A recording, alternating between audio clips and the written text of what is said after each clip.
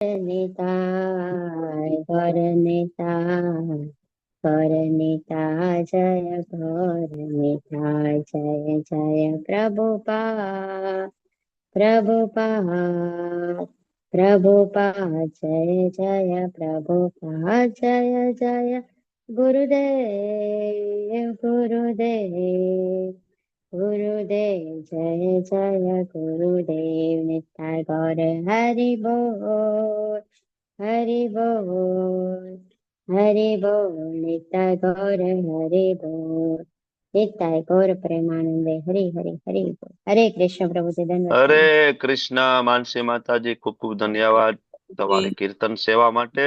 હરે કૃષ્ણ સુરક્ષા માતાજી, આરતી માતાજી, વિક્રમી પ્રભુ, thank you for your service.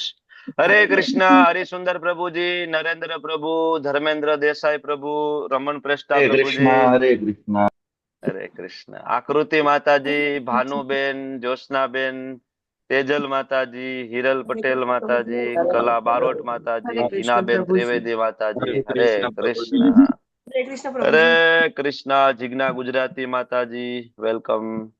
હરે કૃષ્ણ. હરે કૃષ્ણ હરે હરે કૃષ્ણ કૃષ્ણ હરે કૃષ્ણ હરે કૃષ્ણ. જય કિશોરી માતાજી, ખનક પરમાર માતાજી, હરે and કૃષ્ણ પ્રભુજી. હરે કૃષ્ણ માતાજી, દંડવત પ્રણામ. રિદ્ધિ માતાજી, ઉર્મિલા સાધુ માતાજી, વૈભવી બારોટ માતાજી, વિક્રમી પંડ્યા પ્રભુ, વિક્રમ પંડ્યા પ્રભુ, યશોદાનંદ વિલાસિની હરે માતાજી. કૃષ્ણ હરે કૃષ્ણ અલ્પેશ કલોત્રા પ્રભુજી, છાયા નાયક માતાજી, રાજેન્દ્રસિંહ જાડેજા પ્રભુજી, જયેન્દ્ર મેવાડા પ્રભુજી, નમ્રતા માતાજી. હરે કૃષ્ણ એન્ડ ધન્યવાદ પ્રણામ, વેલકમ. બધાનું ખૂબ ખૂબ સ્વાગત છે ઇસ્કોન બેંગલુરુ શ્રી શ્રી રાધા ગોવિંદ મંદિર કુલાઈ તરફથી શ્રીમદ ભગવદ ગીતા લેવલ 2 અધ્યાય 6 અને વિભાગ બીજાની ચર્ચાઓમાં ભાગ લેવા માટે આપ સૌનું ખૂબ ખૂબ સ્વાગત છે. વેલકમ દીપિકા સેનવા માતાજી, જયંત પટેલ પ્રભુ, વેલકમ. ચાલો શરૂઆત કરીશું. ભગવાન શ્રી શ્રી રાધા ગોવિંદજીના ચરણોમાં ખૂબ ભાવપૂર્વક પ્રેમપૂર્વકની પ્રાર્થના મંગલાચરણથી શરૂઆત કરી. શ્રી શ્રી રાધા ગોવિંદ ભગવાન કી જય, શ્રી પ્રભુપાદ કી જય. ઓમ અજ્ઞાન તિમિરાંધસ્ય જ્ઞાનાંજન શલાકયા ચક્ષુરુન્મિલિતમ યેન તસ્મૈ શ્રી ગુરુવે નમઃ. શ્રી ચૈતન્ય મનોભીષ્ટમ સ્થાપિતમ યેન ભૂતલે સ્વયં રૂપઃ કદા મહ્યં દદાતિ સ્વપદાન્તિકમ. વંદેહમ શ્રી ગુરો શ્રીયુતાપદકમલમ.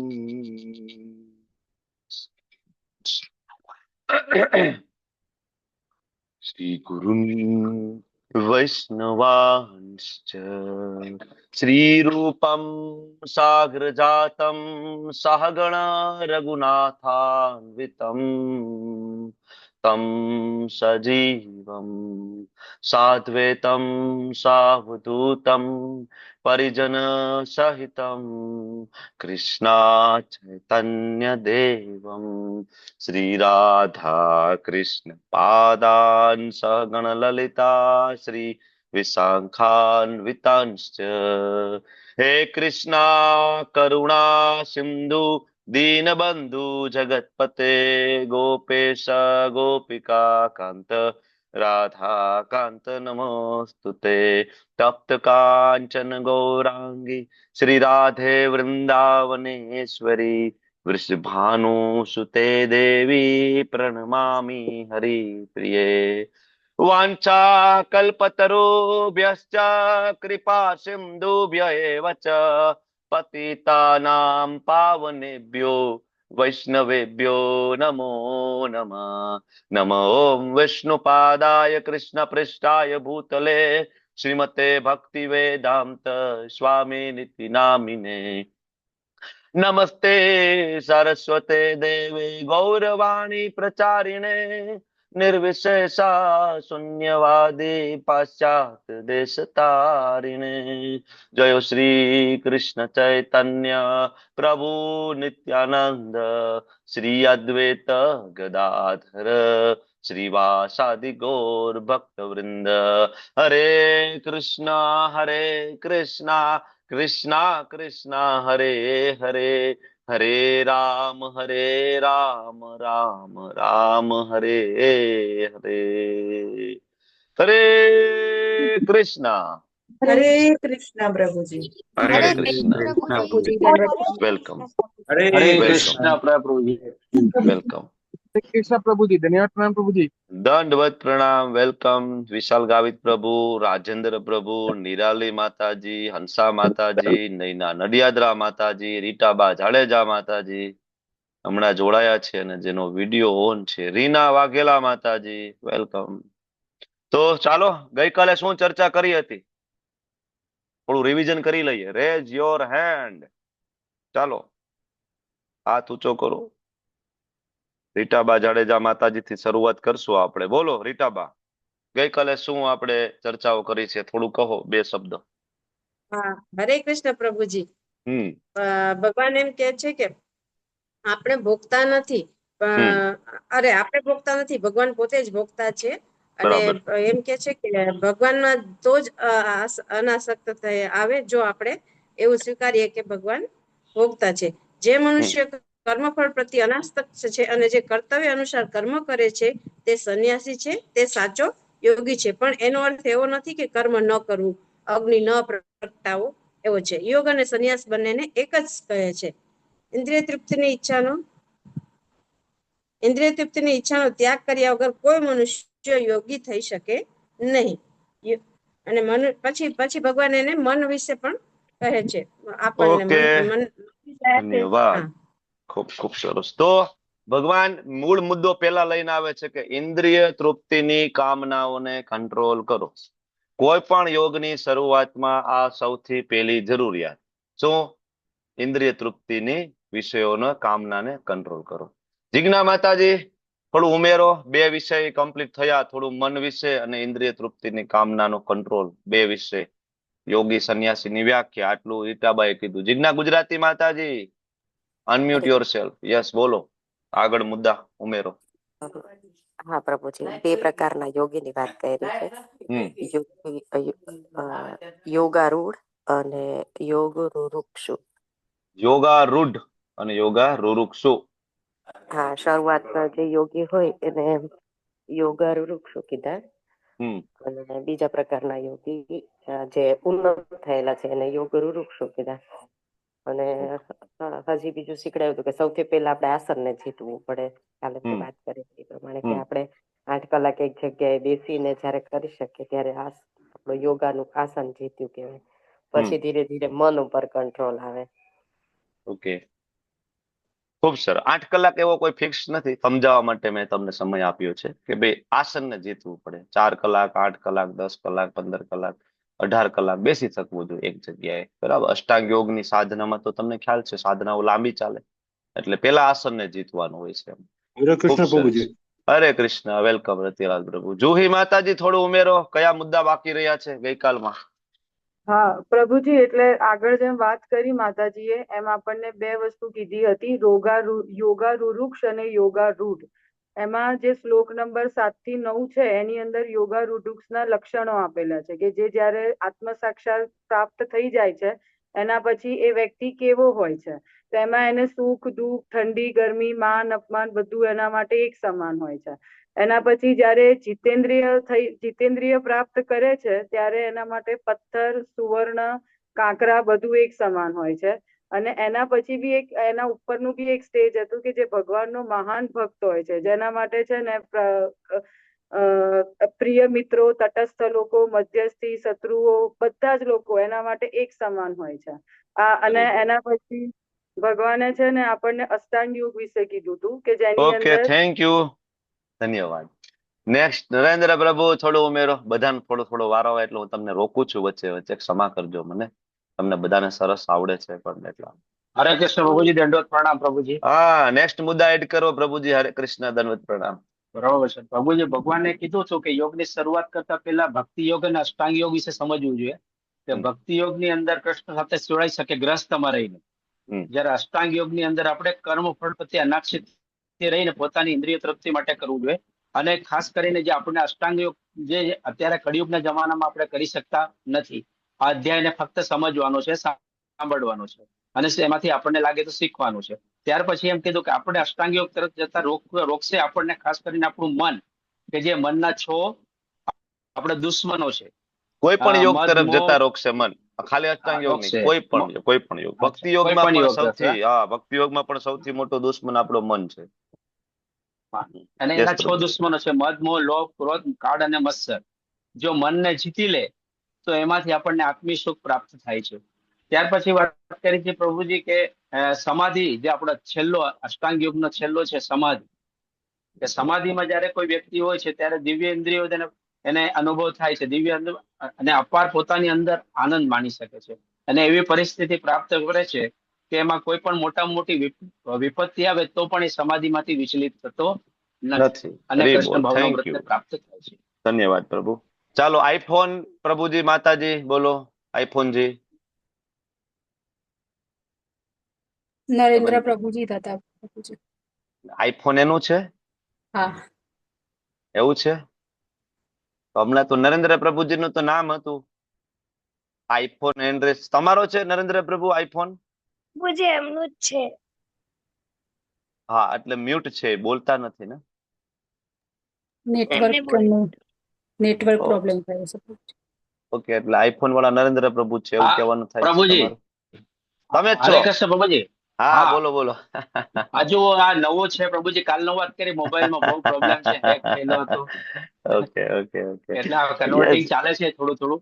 યસ પ્રભુ, યસ પ્રભુ. થેન્ક યુ પ્રભુ. ખૂબ ખૂબ ધન્યવાદ. તમે લોકો ખૂબ સરસ નોટ બનાવો છો અને ખૂબ સરસ ભગવદ ગીતાને સમજવાની કોશિશ કરો છો. અને જરૂરથી શ્રી પ્રભુપાદજીની આપણા ઉપર કૃપા થશે અને આપણે એક દિવસ આ ભગવદ ગીતાને સમજી અને જીવનમાં ઉતારી શકીશું. તો યસ ધર્મેન્દ્ર પ્રભુ બોલો, કયા મુદ્દા બાકી રહી ગયા છે? માઇક ચાલુ કરો પ્રભુ, માઇક ચાલુ કરો તો જ મને સંભળાશે. બહુ વધારે ઊંઘતો નથી, ઓછું ઊંઘે છે, એ રહી ગયું એક. હા, એ યમ નિયમ એ અષ્ટાંગ યોગમાં આવી ગયું ને, યમ નિયમ આસન પ્રાણાયામ પ્રત્યાહાર ધારણા ધ્યાન સમાધિ એમાં આવી જાય એટલા એમાં કવર થઈ ગયું એવું? એમાં કવર થઈ ગયું. ખૂબ સરસ, ખૂબ સરસ. થેન્ક યુ, ખૂબ ખૂબ ધન્યવાદ આપ સૌનો. તો હવે આપણે આગળ વધીએ એ જ અધ્યાયમાં. કાલે જ્યાંથી આપણે બ્રેક લીધો હતો ત્યાંથી ચર્ચા કરી રહ્યા છીએ ધ્યાન યોગ, મેડિટેશન, અષ્ટાંગ યોગ. બરાબર. તો અધ્યાયના અલગ અલગ વિભાગોમાં ગઈકાલે આપણે 3 વિભાગ ઓલમોસ્ટ કવર કર્યા છે. બાકીના 3 વિભાગને આપણે આજે કવર કરવાના છીએ. કેવી રીતના અધ્યાય શરૂઆત થયો? 5મા અધ્યાયમાં 2 શ્લોક આપ્યા. બરાબર. 6થા અધ્યાયની શરૂઆત થઈ. ભગવાને પહેલા શ્લોકની અંદર જ ક્લેરિટી આપી, કોઈ ગુફામાં જવાની જરૂર નથી આ અધ્યાય વાંચીને. જ્યાં છો ત્યાં કર્મ કરો, મારા માટે કર્મ કરો. પહેલા શ્લોકની અંદર ભગવાને સમજાવી દીધું. બરાબર. એને જ સાચો યોગી, એને જ સંન્યાસી કહેવાય. બીજા શ્લોકમાં પણ ભગવાને કહી દીધું બરાબર કે ઇન્દ્રિય તૃપ્તિ માટેની ઈચ્છાનો ત્યાગ કરો અને મારા માટે કર્મ કરો. બરાબર. આ સર્વોચ્ચ છે, સર્વશ્રેષ્ઠ આ છે. 2 પ્રકારના યોગી, યોગારુરુક્ષુ, યોગારૂઢ. બરાબર. નવોદિત ભક્ત અને એડવાન્સ ડિવોટી, એડવાન્સ યોગી કેવા હોય? બરાબર. તો ભગવાન આગળ એના તફાવત આપે છે. યોગારૂઢના લક્ષણો કેવા હોય? બરાબર. કયા કયા પ્રકારના લક્ષણો પ્રગટ થાય એની અંદર. પછી કોઈ પણ યોગમાં આગળ વધવા માટે સૌથી પહેલા નડતર રૂપ થાય મન. બરાબર. અને એમાં ખાસ તો અષ્ટાંગ યોગનું બરાબર એ કેન્દ્ર બિંદુ છે એ મન. કારણ કે ધ્યાન યોગ, મેડિટેશન કરવામાં આવે કોના માટે? માઇન્ડને કંટ્રોલ કરવા માટે. એટલે ભગવાન મન વિશેની ચર્ચા કરે છે. ભાઈ મન કેવું છે? બરાબર.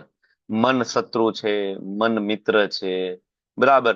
6 આપણા મુખ્ય દુશ્મનો આના વિશે. અને જેને મનને જીતી લીધું છે, જે યોગારૂઢ અવસ્થાને પ્રાપ્ત કર્યા છે, વ્યક્તિના લક્ષણો કેવા?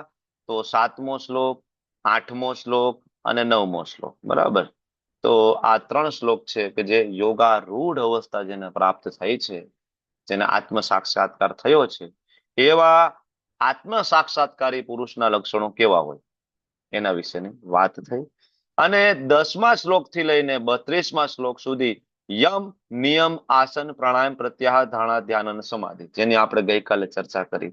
યમ એટલે એક્સટર્નલ ડિસિપ્લિન, સ્નાન કરવું, તિલક કરવું, ધોતી કુર્તો પહેરવો, શરીરને સ્વચ્છ રાખવું. નિયમ એટલે ઇન્ટરનલ ડિસિપ્લિન, જપ કરવા, ભગવાનને ભોગ લગાડવો, ભગવદ્ ગીતા વાંચવી, 4 નિયમનું પાલન કરવું. તો જો ભક્તિ યોગમાં છે યમ નિયમ, બરાબર. બધા જ યોગની અંદર યમ નિયમ હોય જ, ભક્તિ યોગમાં પણ છે. ભક્તિ યોગની અંદર યમ છે, નિયમ છે. આસન, એક જગ્યાએ બેસીને આપણે શાંતિથી જપ કરીએ, જો આપણે અનુકૂળતા હોય તો. એ તો આપણે નવોદિત ભક્તો હોય તો આપણે કહેતા હોય ભાઈ ચાલતા ચાલતા જપ કરો તો ચાલે, ટ્રાવેલિંગમાં જપ કરતો ચાલે. એનો મતલબ એવો નહીં કે તમે બિલકુલ ફ્રી છો, બરાબર, છતાંય તમે એક જગ્યાએ શાંતિથી બેસીને જપ નથી કરતા, બરાબર. આપણે તો યેન કેન પ્રકારે બધા પ્રકારના જીવને ભક્તિ માર્ગ ઉપર લાવવા છે, બરાબર. એટલે આપણે કહીએ કે ભાઈ કાંઈ વાંધો નહીં, ગમે તે રીતના જપ કરો, પણ અનુકૂળતા હોય તો બ્રહ્મ મુહૂર્તમાં ઉઠો, સ્નાન કરો, બરાબર, સરસ ધોતી કુર્તો પહેરો, તિલક ધારણ કરો, આચમન કરો, એક જગ્યાએ આસન પાથરો અને જપ કરો. આનો જે પ્રભાવ પડશે એ સૌથી હાઈએસ્ટ છે. બ્રહ્મ મુહૂર્તનું જે ચેન્ટિંગ છે, બ્રહ્મ મુહૂર્તનું સવારનું જે ચેન્ટિંગ જપા છે, એનાથી જીવનમાં આમૂલ પરિવર્તન આવે છે. ઓકે, તો આ આસન, પ્રાણાયામ, તમે જયારે જપ કરો છો ત્યારે એક રિધમમાં જ તમારા શ્વાસ લેવાય છે. હરે કૃષ્ણ બોલો, એક જગ્યાએ બ્રેક લાગે છે, એક જગ્યાએ ચાલુ થાય, તો પ્રાણાયામ ઓટોમેટિક આવે છે. પ્રત્યાહાર, જેમ જેમ જેમ જેમ તમે આ કરતા જાઓ છો, તમારી ઇન્દ્રિયના વિષયોનો આપોઆપ ત્યાગ થતો જાય છે. ડુંગળી લસણ વાળું ફૂડ ના ખાવું, હોટલનું ના જમવું, બરાબર. બધી ઇન્દ્રિયોના અલગ અલગ વિષયો છે, ઓટોમેટિક બંધ થઈ જાય. અહીંયા કેટલા બધા એવા લોકો છે આપણી સાથે જોડાયેલા, અત્યારે 106-7 લોકો છે. હું એમ કહું કે તમે લેવલ 1 થી લઈને લેવલ 2 સુધી જોડાયા અમારી સાથે. આપણે કોઈ દિવસ અહીંથી એવી જાહેરાત કરી નથી કે ટીવી જોવું જોઈએ નહીં, કોઈ દી નથી કીધું કે મૂવી ના જોવો, ટીવી ના જોવો. પણ હું તમને પૂછું કે કેટલા એવા લોકો છે જેનું ટીવી જોવાનું બંધ થઈ ગયું? Rays your hand. કેટલા એવા લોકો છે કે જેનું ફાલતુ ટીવી, સિરિયલ, મૂવી, ફાલતુ ન્યૂઝ આ જોવાનું બંધ થઈ ગયું? આવા કેટલા લોકો છે? કેટલા છે ટોટલ? નંબર આવે છે નીચે? મારે કેમ નથી આવતો? Okay, 37, 38, 39, 41, 42, 43, almost 50%. જો તો આ પ્રત્યાહાર આપમેળે થાય. બીજા બધા યોગ પદ્ધતિમાં તમારે પ્રત્યાહાર કરવો પડે, બરાબર ને? હું આવો સંગ નહીં કરું, હું ઘર છોડી દઈશ, હું પત્ની છોડી દઈશ, હું બાળકો છોડી દઈશ, કારણ કે મારે ધ્યાન યોગ તરફ આગળ વધવું છે, મારે જંગલમાં જવું છે, તો એને પ્રયત્ન કરવો પડે. ભક્તિ યોગમાં પ્રત્યાહાર આપમેળે થાય છે. આનું એક્ઝામ્પલ જોયું ને અત્યારે જ. આ તો ખાલી એક વસ્તુ માટે મેં એનરેસ કરાવ્યો છે. આવી ઘણી બધી વસ્તુ માટે આપણે એનરેસ કરાવી શકીએ કે ભાઈ હોટલનું જમવાનું કેટલાનું બંધ થઈ ગયું, તરત એનરેસ કર. ઘણા બધા, બરાબર. શોપિંગમાં પેલા ખૂબ પૈસા નાખતા હતા, હવે શોપિંગ કેટલાની ઓછી થઈ ગઈ ધીમે ધીમે. કેટલા લોકો સાદું જીવન તરફ ધીમે ધીમે વળી રહ્યા છે. તો પ્રત્યાહાર થાય. અને આ થશે ને ત્યારે ધારણ, કૃષ્ણ આપણા ધારણ છે, જેને આપણે આપણા મન ઉપર જેને ધારણ કરવા છે, બિરાજમાન કરવા છે, એને કહેવાય ધારણ. તો ત્યારે આપણું ધારણ આપણને પ્રાપ્ત થાય. અહીંથી એકાગ્રતાની શરૂઆત થાય છે. 6થો તબક્કો જે છે ત્યાંથી તમારી મેડિટેશનનો બિગિનિંગ સ્ટેજ, જપમાં જે આનંદ આવવાની જે શરૂઆત થાય છે એ અહીંથી થાય છે, ધરણથી. અને એ જે પ્રક્રિયામાં આગળ વધ્યા પછી ધ્યાન, તો ધરણ સુધીનું જે છે એ બધું જ સાધના ભક્તિમાં આવે છે. વૈધિ સાધના ભક્તિ જે આપણે કરી રહ્યા છીએ, બરાબર, જે અત્યારે આપણે પ્રેક્ટિસ કરીએ છીએ, બરાબર. યમમાં જે આપણા થોડા ગોટાળા થઈ જાય છે, નિયમમાં જે આપણા થોડા ગોટાળા થઈ જાય છે, આસનમાં જે આપણે એક જગ્યાએ બેસીને જપ થતા નથી, બરાબર. તો જે આમાં થોડા થોડા ગોટાળા છે, પણ આ કરતા કરતા કરતા કરતા એક સમય એવો આવશે કે ધ્યાનની અવસ્થા પ્રાપ્ત થશે. એક જગ્યાએ બેઠા બેઠા એવું ચેન્ટિંગ થશે કે 16 માળા તો થઈ ગયા, પણ હજી કરવી છે, હજી કરવી છે. 17, 18, 19, 20, બરાબર. એમ કરતા કરતા સમાધિની અવસ્થા પ્રાપ્ત થાય. પછી 24/7 જયારે પણ જોવો ત્યારે કથા, કીર્તન, શ્રવણ, ભગવાન સિવાયની કોઈ જ ચર્ચા નહીં, એને કહેવાય સમાધિની અવસ્થા. તો આ છે અષ્ટાંગ યોગ, બરાબર. મેં તમને આખો અષ્ટાંગ યોગ ભક્તિ યોગના અનુસંધાને સમજાવ્યું. કારણ કે અષ્ટાંગ યોગ પ્રેક્ટિકલી કળિયુગનો યુગ ધર્મ નથી. ભગવાન સ્વયં ના પાડે છે, વેદ વ્યાસજી સ્વયં ના પાડે છે, અને આ જ અધ્યાયની અંદર અર્જુન સ્વયં ના પાડે છે. બરાબર. કહેવાતા લોકો અષ્ટાંગ યોગને અત્યારે ફોલો કરતા હોય મોટા ભાગે સર્કસ સિવાય બીજું કઈ કરતા નથી. તમે ફોટામાં જોવો છો. બરાબર. મોટા ભાગે સર્કસ કરે છે અષ્ટાંગ યોગના નામે. આ અષ્ટાંગ યોગ નથી, આ સર્કસ છે. લોકો આવે ને જોવે ને થોડા ઘણા પૈસા નાખે ને ચાલે. બરાબર. તો આ યોગ નથી. યોગના નામે આવું ઘણું બધું અત્યારે પીરસવામાં આવે છે. આ બધી સ્લાઇડો આપણે લેવલ 1 માં ચર્ચા કરીએ છીએ, એટલે લેવલ 2 માં નથી ચર્ચા કરતો હું. તો અષ્ટાંગ યોગના જે મુખ્ય 8 અંગ છે એમાં પેલું છે યમ નું પહેલો ક્રાઇટેરિયા તો એવો છે કે એકાંત સ્થળે ભાગી જવું, એકાંત સ્થળે જતું રહેવું. તો એ આપણાથી થાય ને? કેટલા લોકો ભાઈ અહીંયા રેડી છે ભાઈ અષ્ટાંગ યોગ માટે એકાંત સ્થળે ભાઈ ઋષિકેશ જવું છે? એકાંત સ્થળે જવું એટલે બધું છોડીને જવાનું. ઘર, પરિવાર, બિઝનેસ, રૂપિયા, પૈસા, સંપત્તિ, બધું ટાટા બાય બાય કમ્પ્લીટ. બરાબર. આવા છે કોઈ રેડી? છે કોઈ ભાઈ? હેન્ડ રેઝ કરો. બધું છોડીને જવું છે? નહીં ને? તો યમની પેલી ક્રાઇટેરિયા જ આપણાથી ફૂલફિલ ના થાય તો કેવી રીતના અષ્ટાંગ યોગની સાધના કળિયુગ માટે પ્રેક્ટિકલી પોસિબલ બને? એટલા માટે અર્જુન પોતે ના પાડે, છતાં ઘણા બધા લોકો કરાવે છે. યોગ કરાવે છે, ચક્રોને એક્ટિવેટ કરવાના, મૂલાધાર ચક્રમાંથી પ્રાણને ઉપર લઈ જવાના, આ બધું કરતા હોય છે અખતરા બધા. અલ્ટિમેટલી એનું કોઈ પરિણામ લોકોને મળતું નથી, સિવાય કે થોડુંક મેન્ટલ હેલ્થ સુધરે છે એનાથી. લોકોને મજા આવે છે, ના નથી પાડતો. નહીં તો આમે આ બધાના જનરલી આશ્રમો હોય ને એવી જગ્યાએ જ હોય કે આમે ત્યાં જઈને બેસો તો મજા જ આવે. એ ઋષિકેશ હોય, હરિદ્વાર હોય, મસૂરી હોય, માઉન્ટ આબુ હોય, એવી જગ્યાએ બનાવી હોય. લોકેશન જ એટલું જોરદાર હોય. બરાબર. આજુબાજુમાં કોઈ કોલાહલ ના હોય, ગ્રીનરી હોય, પહાડ હોય. હવે એમને ત્યાં જઈને તમે એમને બેસો તોય તમારું મન શાંત થાય, આનંદ આવે. આ લોકો લોકેશન એવા જ સિલેક્ટ કરે. તમે જો આ બધા યોગ વાળા. બરાબર. તો કઈ ખાસ લાંબો ફાયદો ના થાય, ભૌતિક ફાયદો થાય, આધ્યાત્મિક ફાયદો ના થાય કળિયુગની અંદર. તો યમ ના થઈ શકે તો નિયમ થઈ જશે. આહાર ઉપર કંટ્રોલ છે, વિહાર ઉપર કંટ્રોલ છે, નિંદ્રા ઉપર કંટ્રોલ છે, કાર્ય કરવાની આદત ઉપર કંટ્રોલ છે? ના. આની ઉપર ચર્ચા આપણે ગઈકાલે વિસ્તારપૂર્વક થઈ. અચ્છા, તો આસન વેરી ડિફિકલ્ટ. બરાબર ને?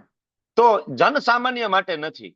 વિરલો નીકળે કદાચ આ કરવા વાળો, કોઈ વાંધો નથી. આપણે એવું નથી કેતા કે ભાઈ આ પદ્ધતિ જ નથી. પદ્ધતિ તો છે, શાસ્ત્રમાં આપી છે કે ભગવાનને પ્રાપ્ત કરવાની આ પદ્ધતિ તો છે જ. અષ્ટાંગ યોગની પદ્ધતિથી ભગવત પ્રાપ્તિ થઈ શકે.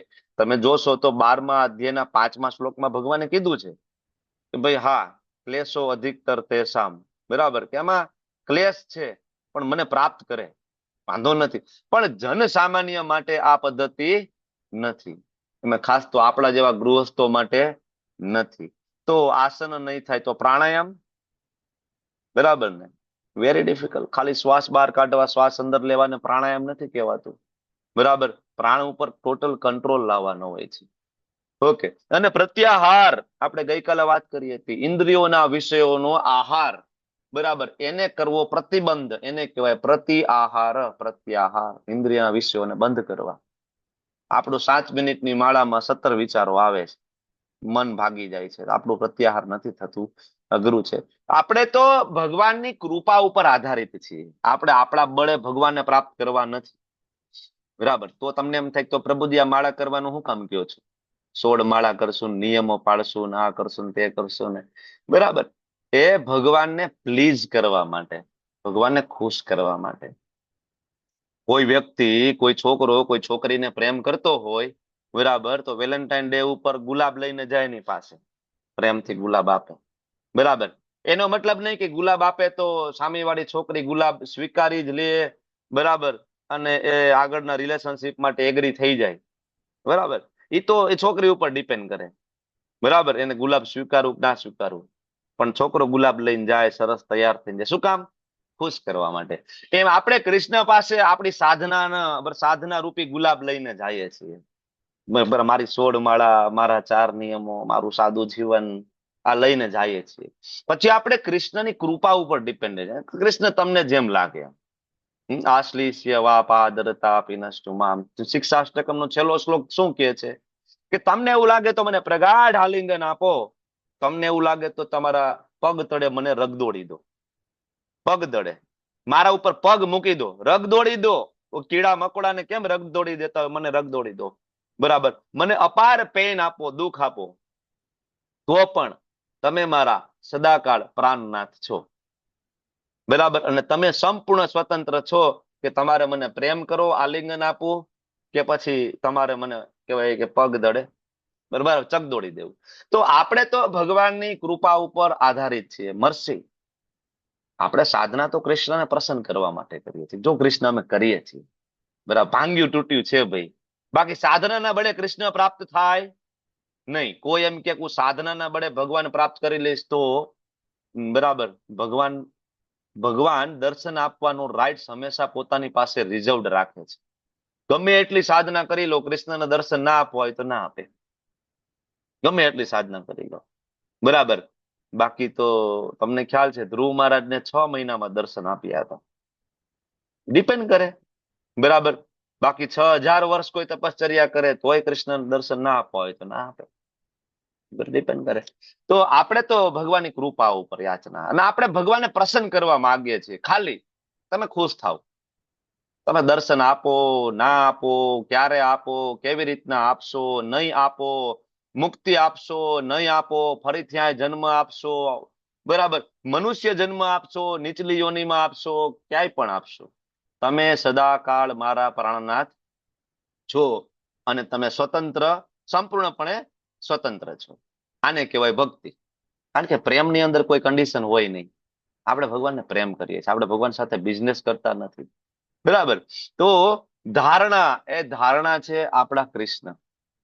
અહીંથી મેડિટેશનનો શરૂઆત થાય છે.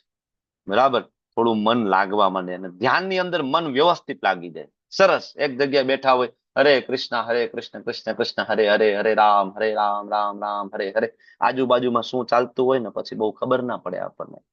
કોણ આવે છે ને કોણ જાય છે ને બહુ ખ્યાલ ના આવે. એક જગ્યાએ બેઠા બેઠા જપ કરતા હોય તો આજુબાજુની પરિસ્થિતિનું ખાસ બહુ ભાન ના હોય આપણને. આ કોઈ આવીને બોલાવે તો તરત આપણે ભટકી જાય, મતલબ ઝબકી જાય.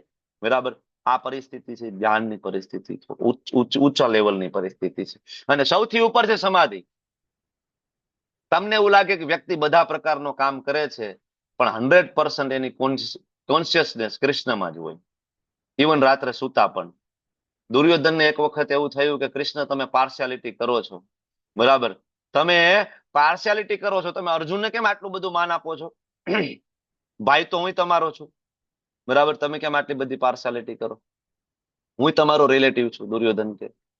આમ તો દુર્યોધન ભગવાનના વેવાય થતા હતા, બરાબર, તો કે હું તમારો રિલેટિવ છું, કેમ આટલી બધી પાર્શિયાલિટી કરો છો? અર્જુનમાં શું એવું ખાસ છે? ભગવાન લઈ જાય છે દુર્યોધનને. હાલ હું તને બતાવું અર્જુનમાં શું ખાસ છે. અર્જુન રાતના સુતા હતા પોતાના બેડરૂમમાં, બરાબર, ભગવાન એને લઈ જાય, હાલ તને બતાવું. અને અર્જુન છે ઊંઘની અંદર, કૃષ્ણ કૃષ્ણ કૃષ્ણ કૃષ્ણ કૃષ્ણ. અર્જુનના રોમ રોમ માંથી કૃષ્ણ કૃષ્ણ કૃષ્ણ કૃષ્ણ અવાજ આવે છે. ભગવાન બતાવે છે, જો આ છે કે મારો ભક્ત છે.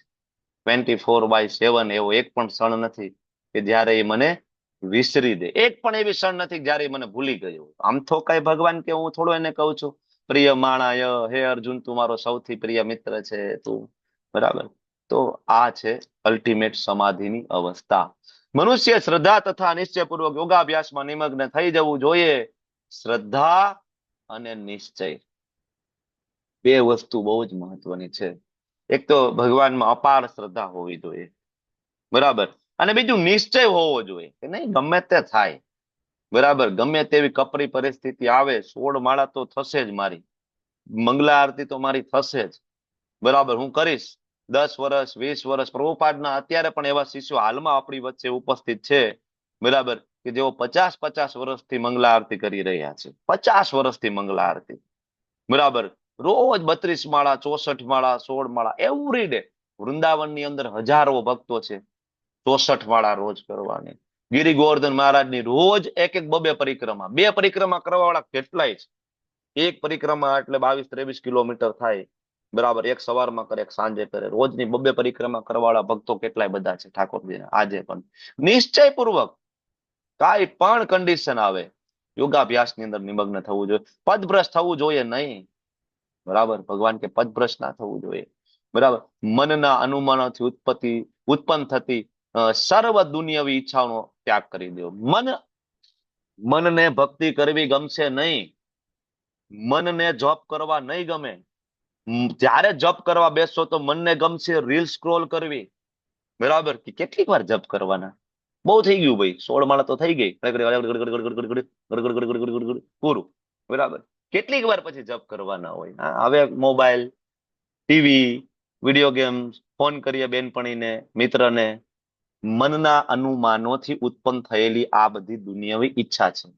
ભગવાન કે આનો ત્યાગ કરવો જોઈએ, આનો ત્યાગ કરવો જોઈએ. અને એ રીતે મન દ્વારા ઇન્દ્રિયોને બધી બાજુથી સંયમિત કરવી જોઈએ, કારણ કે મન બધી ઇન્દ્રિયોનો રાજા છે. જે વ્યક્તિએ મનને જીતી લીધું તો એ બાકીની બધી ઇન્દ્રિયોને જીતી લે છે. અપાર શ્રદ્ધા હોવી જોઈએ, ભગવાન ઉપર દ્રઢ વિશ્વાસ હોવો જોઈએ. ભાઈ, યોગનો મતલબ એવો નથી થતો લોકો ખાલી આસન ને પ્રાણાયામ કરે એટલે કે યોગ થઈ ગયો. આસન પ્રાણાયામ તો ખાલી અષ્ટાંગ યોગના 2 અંગ છે. ખાલી આમ 1 2 3 4 એટલે થોડુંક અનુલોમ વિલોમ કરી નાખ્યું, થોડી કપાલભાતિ કરી નાખી. નહીં ભાઈ, આ સંપૂર્ણ યોગા નથી. It's like a aerobic exercise છે, એનાથી વધારે કઈ નથી. યોગ એટલે ભગવાન સાથે જોડાવું, ભગવાન સાથે ભક્તિમય સેવાથી જોડાવું. બરાબર, તો એની વાત છે. આવી જ્યારે અપાર શ્રદ્ધા હોય વ્યક્તિને, તો એ કોઈ પણ સમયે કોઈ પણ સ્થળે ભગવાન સાથે કન્ટિન્યુઅસ કોન્ટેક્ટમાં હોય. સાઉથના એક બ્રાહ્મણની કથા અહીંયા પિક્ચર મૂકેલું છે. બ્રાહ્મણને ભગવાનને ભોગ લગાડવાની ઈચ્છા હતી. બરાબર, પણ એની પાસે કઈ હતું નહીં. બરાબર, એટલે ભગવાનને ખીર ખવડાવવાની ઈચ્છા હતી. તો હતું તો કાંઈ નહીં, નદી કિનારે બેઠા હતા અને વિચાર કર્યો કે મારા ઠાકોરજીને આજ ખીર ખવડાવી છે, પણ મારી પાસે કાંઈ નથી. પણ કાંઈ વાંધો નહીં, ભગવાન તો ભાવગ્રાહી જનાર્દન, ભાવના ભૂખ્યા છે. તો એને 2 આંખ બંધ કરી અને વિચાર્યું કે હું બજારમાંથી ચોખા લઈ આવું, બરાબર, એને સાફ કરું, ધોવું, એમાં પાણી નાખવું, એને ચેડવું, સરસ મજાનું એમાં દૂધ નાખવું, બરાબર, ખાંડ નાખવું, ભગવાન માટે ખીર બનાવવું. આવું મનમાં વિચાર કરે છે કે ખીર બનાવું છું, બરાબર, આવી રીતના. પછી એને કહેવાય કે નાના પાત્રમાં કાઢું છું, પછી એમાં ચમચી મૂકું છું, તુલસી પત્ર મૂકું છું બાજુમાં, ભગવાનને ઓફર કરું છું. આવી રીતના વિચાર કરતા હતા. પછી એને અચાનક યાદ આવ્યું કે હજી તો મેં તપેલું ઉતાર્યું ગેસ ઉપરથી, સીધી પીરસી દીધી, સીધી ભગવાનને આપી દીધી. તો આ તો બહુ ગરમ હશે, તો ભગવાનની જીભ નહીં બળી જાય? તો એમ કરીને આ રીતના હતા. તો એને એમ થયું લાઈ જોઈ લઉં કેટલી ગરમ છે. તો આમ કરીને આમ આંગળી મૂકી, બરાબર, ખરેખર આંગળી દાજી ગઈ. બરાબર, નહીં તો મનમાં વિચાર કરતા હતા ને. બરાબર, ખરેખર આવી રીતના આંગળી બોળવાની કોશિશ કરી તો ખરેખર આંગળી. તો આવી શ્રદ્ધા હોવી જોઈએ ભગવાનમાં આપણને. અને ત્યારે ભગવાન આવી રીતના આપણી પાસે કાંઈ ના હોય તો પણ ભગવાન આપણી પાસેથી બધું સ્વીકારે છે. બાકી તમે હજારો મેનુ ભગવાનની સામે મૂકો તોય ભગવાન કાંઈ એના ભૂખ્યા છે નહીં. તમને શ્રદ્ધા ના હોય તો ભગવાન એક પણ દાણો સ્વીકારતા નથી. બરાબર, ધીરે ધીરે ક્રમશઃ પૂર્ણ વિશ્વાસ પૂર્વક, ફરીથી કીધું પૂર્ણ વિશ્વાસ હોવો જોઈએ. આગળ કીધું શ્રદ્ધા, પૂર્ણ વિશ્વાસ. બુદ્ધિ દ્વારા મનુષ્ય સમાધિમાં સ્થિત, બુદ્ધિનો ઉપયોગ કરવો પડશે. બરાબર, એટલા માટે ભગવદ્ ગીતા વાંચવી જરૂરી છે, ભાગવતમ વાંચવું જરૂરી છે. એટલે ભગવાને 4થા અધ્યાયમાં પણ કીધું, જન્મ કર્મ ચમે દિવ્યમ એવમ યો વેતિ તત્વતઃ. તમે મને તત્વતઃ જાણો, મને ડિટેલમાં જાણો. એના માટે બુદ્ધિ દ્વારા, બુદ્ધિનો ઉપયોગ કરવો પડશે. બરાબર, ત્યારે આગળ જતા સમાધિની સ્થિતિ પ્રાપ્ત થશે. અને એ રીતે મનને આત્મામાં સ્થિર કરીને અન્ય કશાયનું ચિંતન કરવું જોઈએ. મનને આત્મામાં સ્થિર કરવાનું. અહીંયા કઈ આત્મા વિશે વાત કરે છે? આત્મ સંસ્થમ મનઃ કૃત્વા. આત્મા એટલે અહીંયા એકચ્યુઅલી ભગવાનની વાત કરે છે. આત્માની આત્મા વાત કરે છે. બરાબર, ભગવાન પરમાત્મા શ્રી કૃષ્ણનું ચિંતનની વાત કરે છે. પૂર્ણ વિશ્વાસ એટલે અનન્ય ભક્તિ. બુદ્ધિ યોગ એટલે કે ભગવાનનું જ્ઞાન પ્રાપ્ત કરીને, બરાબર, ત્યારે સમાધિની અવસ્થા પ્રાપ્ત થાય. ત્યારે એ વ્યક્તિ પરમાત્માનો સાક્ષાત્કાર કરી શકે છે. આ યોગારૂઢ થવાની વિધિ આપે છે, કેવી રીતના યોગારૂઢ થવાય. મન પોતાની ચંચળ તથા અસ્થિર વૃત્તિના કારણે જ્યાં જ્યાં ભટકતું હોય ત્યાંથી મનુષ્ય તેને સર્વથા પાછું વાળી લેવું જોઈએ. પ્રેક્ટિસનો વિષય છે. જપ કરતા કરતા હંમેશા યાદ રાખવું જોઈએ કે હે શ્રીમતી રાધારાણી, મને કૃષ્ણના ચરણ કમળમાં સેવા અર્પણ કરો. અને સતત જે શબ્દ બોલીએ છીએ, હરે બોલીએ તો હરે કાનમાં પડે, કૃષ્ણ બોલીએ તો કૃષ્ણ કાનમાં પડે. આના માટે આપણે સંપૂર્ણ સભાન હોવા જોઈએ અને આ સતત આપણે યાદ રાખવું પડે. થોડીક વાર જો યાદ ના રાખો ને કે મારે સાંભળવાનું છે, એટલે મન તમારું ભાગી જાય. મન છે બીજા વિચારો ચડે, પાછું ખેંચવું પડે. ના ના ના ના, એ વિચાર નથી કરવાના, તું સાંભળ, હું બોલું છું, સાંભળ. કારણ કે મન જો કેવું છે, દરેક ઇન્દ્રિયોની વચ્ચેનો મીડિયેટર છે એ મન છે. ઇન્દ્રિય અને ઇન્દ્રિયના વિષયો વચ્ચેનો મીડિયેટર મન છે. જો તમારી આંખની સામે દ્રશ્ય ચાલતું હશે પણ તમારું મન ત્યાં નહીં લાગેલું હોય ને, તો દ્રશ્ય તમને દેખાશે નહીં. આવા હજારો એક્ઝામ્પલ છે કે આપણે ઉભા હોય અને આપણે કંઈક વિચારોમાં ખોવાઈ ગયા હોય અને આપણી સામેથી કોઈ વ્યક્તિ પસાર થઈને ગઈ હોય ને કોઈ પૂછે કે ભાઈ ઓલા ભાઈ અહીંથી ગયા હતા, મારું ધ્યાન રહ્યું નહીં, મારું ધ્યાન નહોતું. આંખ તો ખુલ્લી હતી, આંખ હતી, બરાબર, ઇન્દ્રિય છે, ઇન્દ્રિયોનો વિષય પણ છે, પણ શું એમાં નહોતું? મન નહોતું. મન નહોતું. આવું ઘણી વખત થાય. આપણે બેઠા હોય અને વિચારમાં ખોવાયેલા હોય, બરાબર, અને સામેથી બાજુમાંથી કોઈ બોલાવતું હોય, બરાબર, તો એ અવાજ આપણા કાનમાં પડતો ના હોય. કાન તો હોય, કાનમાં પડદો હોય, કાનમાં ખામી પણ ના હોય, ત્યાંથી શબ્દ બોલાતો હોય, એટલે ઇન્દ્રિયનો વિષય પણ છે અને ઇન્દ્રિય પણ છે, છતાંય કાનમાં અવાજ પડ્યો નહીં, સંભળાયું નહીં. વાય? મન નથી લાગેલું ને, મન બીજે ક્યાંક છે, વિચારોમાં ક્યાંક ખોવાયેલા છે. એટલે કોઈ વ્યક્તિ આમ વિચારોમાં ખોવાયેલો હોય, આપણે બાજુમાંથી ગમે એટલું બોલાવીએ, એનું ધ્યાન ન હોય, પછી જ્યાં બાજુમાં જઈને તમે આવી રીતના અડો તો એ વ્યક્તિ ઝબકી જાય, તરત એનું મન પાછું આવે. હા હા હા, શું હતું બોલો ને, ક્યારના બોલાવતા હતા, તમે ધ્યાન નથી દેતા. આવું ઘણી વખત થાય ને ઘરે. મન છે એ મીડિયેટર છે ઇન્દ્રિય અને ઇન્દ્રિયના વિષયો વચ્ચે. એટલા માટે મનને વારંવાર રિમાઇન્ડ કરાવવું પડે, ભાઈ અહીંથી હું હરે બોલું, એ અહીંયા પડે છે, એ તાર સાંભળવાનું છે. કૃષ્ણ બોલું, અહીં પડે છે, તાર સાંભળવાનું છે. કોઈ સાંભળશે, નહીતર મન શું કે છે ખબર છે? ભાઈ જો, બોલવાનું કામ તારું છે, સાંભળવાનું કામ તારું છે, ને આ બેમાં મારો કઈ રોલ નથી, તો હું જાઉં, તમે બેસો, બે શાંતિથી જપ કરો, હું ડિસ્ટર્બ નહીં કરું, હું આટો મારી આવું. મન તરત ભાગી જશે. જેવું માળા લઈને બેસશું ને આપણે માળા ચાલુ કરશું, મોઢું બોલશે ને કાન સાંભળશે, હું આટો મારી આવું, હમણાં આવું થોડી વારમાં. એ હમણાં આવવામાં 16 માળા પૂરી થઈ જાય, પછી આપણે ખબર પડે કે 16 માળા કરી પણ આપણું ક્યાંય ખરેખર ધ્યાન હતું નહીં. કેમ માળા પૂરી થઈ ભગવાન જાણે, કાંઈ ખબર નથી. પૂરી થઈ ગઈ, પારા બધા ચડી ગયા ઉપર, સાક્ષી માળામાં બધા પારા ચડી ગયા, પૂરું. આજનો કોટા પૂરો થઈ ગયો. એ કેમ કોટા પૂરો થયો ભગવાન જાણે. પછી તો મનને જ્યાં જ્યાં ભટકતું હોય પાછી વાળું લેવું જોઈએ અને પોતાના નિયંત્રણ હેઠળ લાવવું જોઈએ. ભગવાન કે છે મનને નિયંત્રણ હેઠળ લાવવું જોઈએ, જ્યાં જ્યાં જતું હોય ત્યાં. બરાબર? ફાલતુ ફિલોસોફી ની કોઈ વાત જ નથી ભગવાન કરતા, કે મન લાગે ત્યાં મજા કરો અને જે ઇન્દ્રિયના વિષયોને ભોગવી લ્યો ને એક દિવસ મન શાંત થઈ જશે. બકવાસ ફિલોસોફી છે.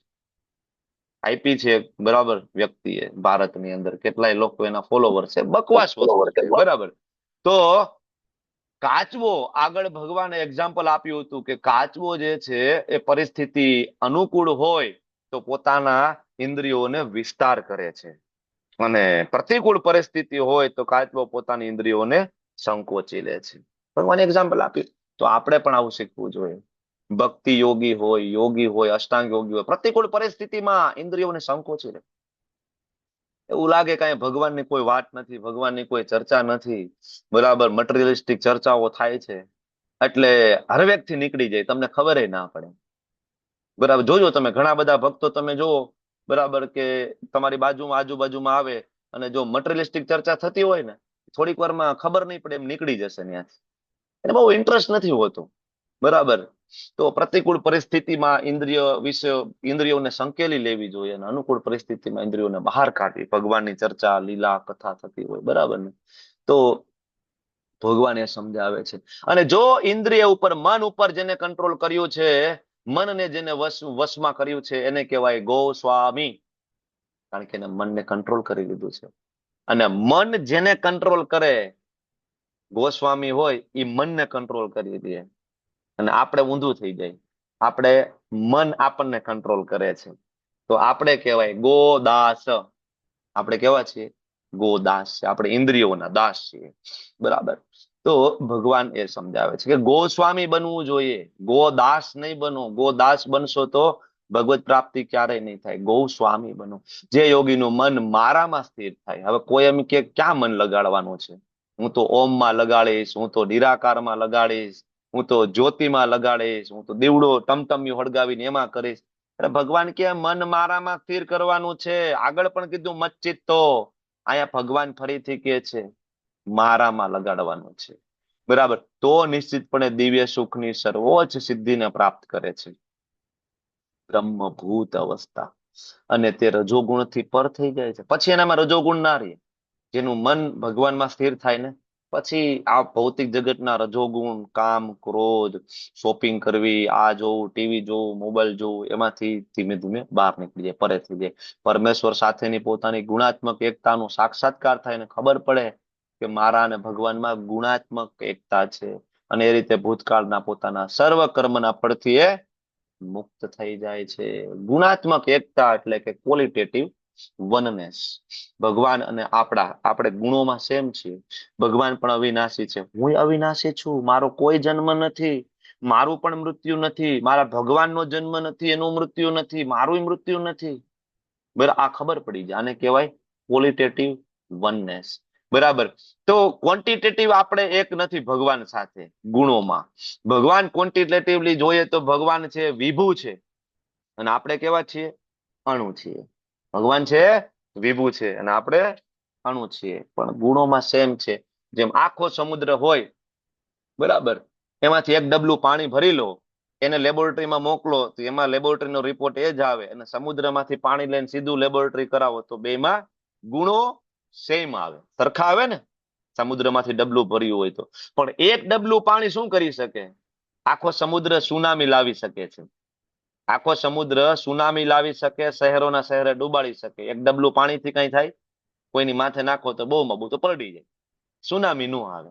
ભલે બેયમાં ગુણ એક છે. આવી રીતના આત્મા અને પરમાત્મા, આત્મા અને ભગવાનની અંદર ગુણાત્મક એકતા છે. ભગવાન પણ સચ્ચિદ આનંદ સ્વરૂપ છે, આપણે પણ સચ્ચિદ આનંદ સ્વરૂપ છીએ.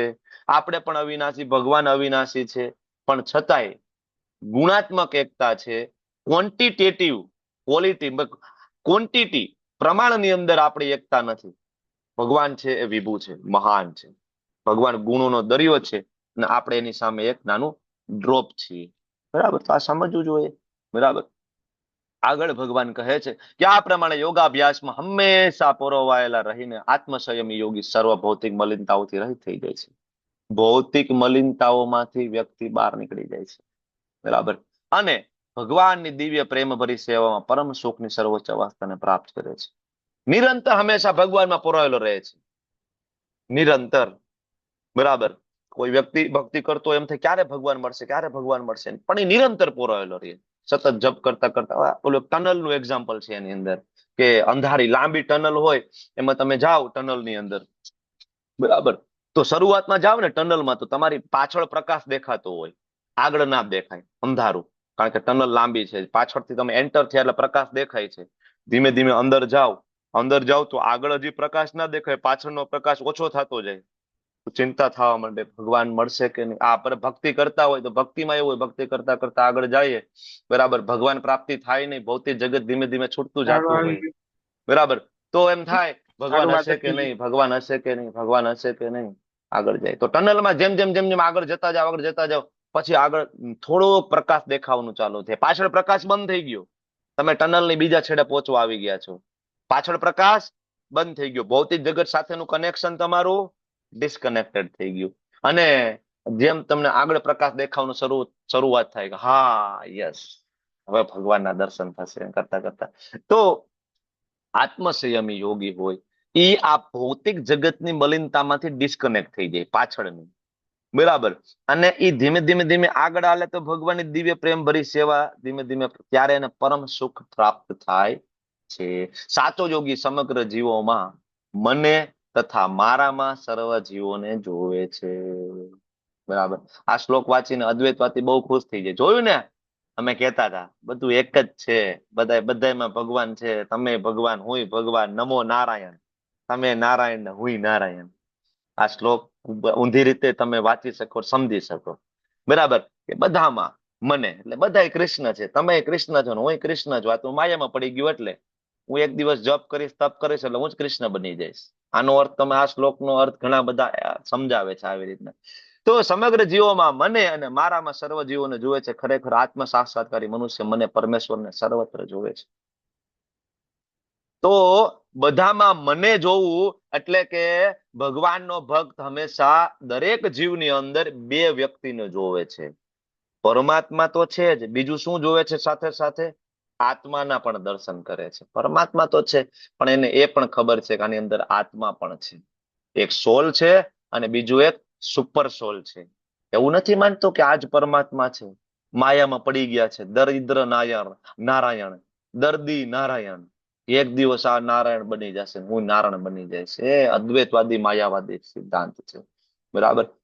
તો બુદ્ધિશાળી વ્યક્તિ છે જોવે છે, કારણ કે ભગવાને આગળ તો કીધું નત્વેવાહમ જાતુ નાસમ નત્વમ નેમે જનાધિપા, બીજા અધ્યાયમાં, કે દરેક જીવની અંદર આત્મા નું અલગ આઈડેન્ટિટી છે, હતી અને રહેશે.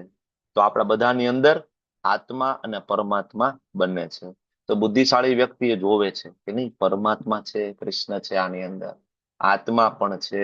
પૂર્વજન્મના કર્મ પ્રમાણે આ વ્યક્તિ ફસાઈ ગયો છે. હું કેવી રીતના એને હરિનામ આપી શકું, કેવી રીતના એને પ્રસાદ આપી શકું, બરાબર. તો સર્વત્ર એ ભગવાનના દર્શન કરે કે ભગવાન તમે તો એના હૃદયમાં છો, થોડું એને હેલ્પ કરો, ગાઈડ કરો, બરાબર. સર્વત્ર જોવે છે. તો આવી રીતે જયારે કોઈ વ્યક્તિ જોઈ શકે દરેક જીવોમાં પરમાત્મા છે, સાથે સાથે આત્મા પણ છે, બરાબર, ત્યારે જોઈ શકે ભગવાન છે, સર્વવ્યાપી છે, બધી જગ્યાએ જોવે છે, બરાબર. સર્વદા બધી જગ્યાએ જોવે છે ભગવાનના શક્તિના સ્વરૂપમાં, બરાબર. ઓરિજિનલ રૂપ તો એને ખબર જ છે, શ્યામ સુંદર મુરલી મનોહર છે, એ તો ભગવત ધામમાં છે, પણ એ જોઈ શકે છે, બધી જગ્યાએ જોઈ શકે છે. તો જે મનુષ્ય મને સર્વત્ર જોવે છે, બધું જ મારામાં જુએ છે, એના માટે હું કદાપી દૂર થતો નથી. ઘણા એમ કે ભગવાન ક્યાં છે? ભગવાન જવાબ આપે છે, ભગવાન અહીંયા જ છે, સાક્ષાત સામે છે આપણી, જો દર્શન કરી શકીએ તો, બરાબર. કોઈ એમ કે તમે ભગવાનના દર્શન કર્યા છે?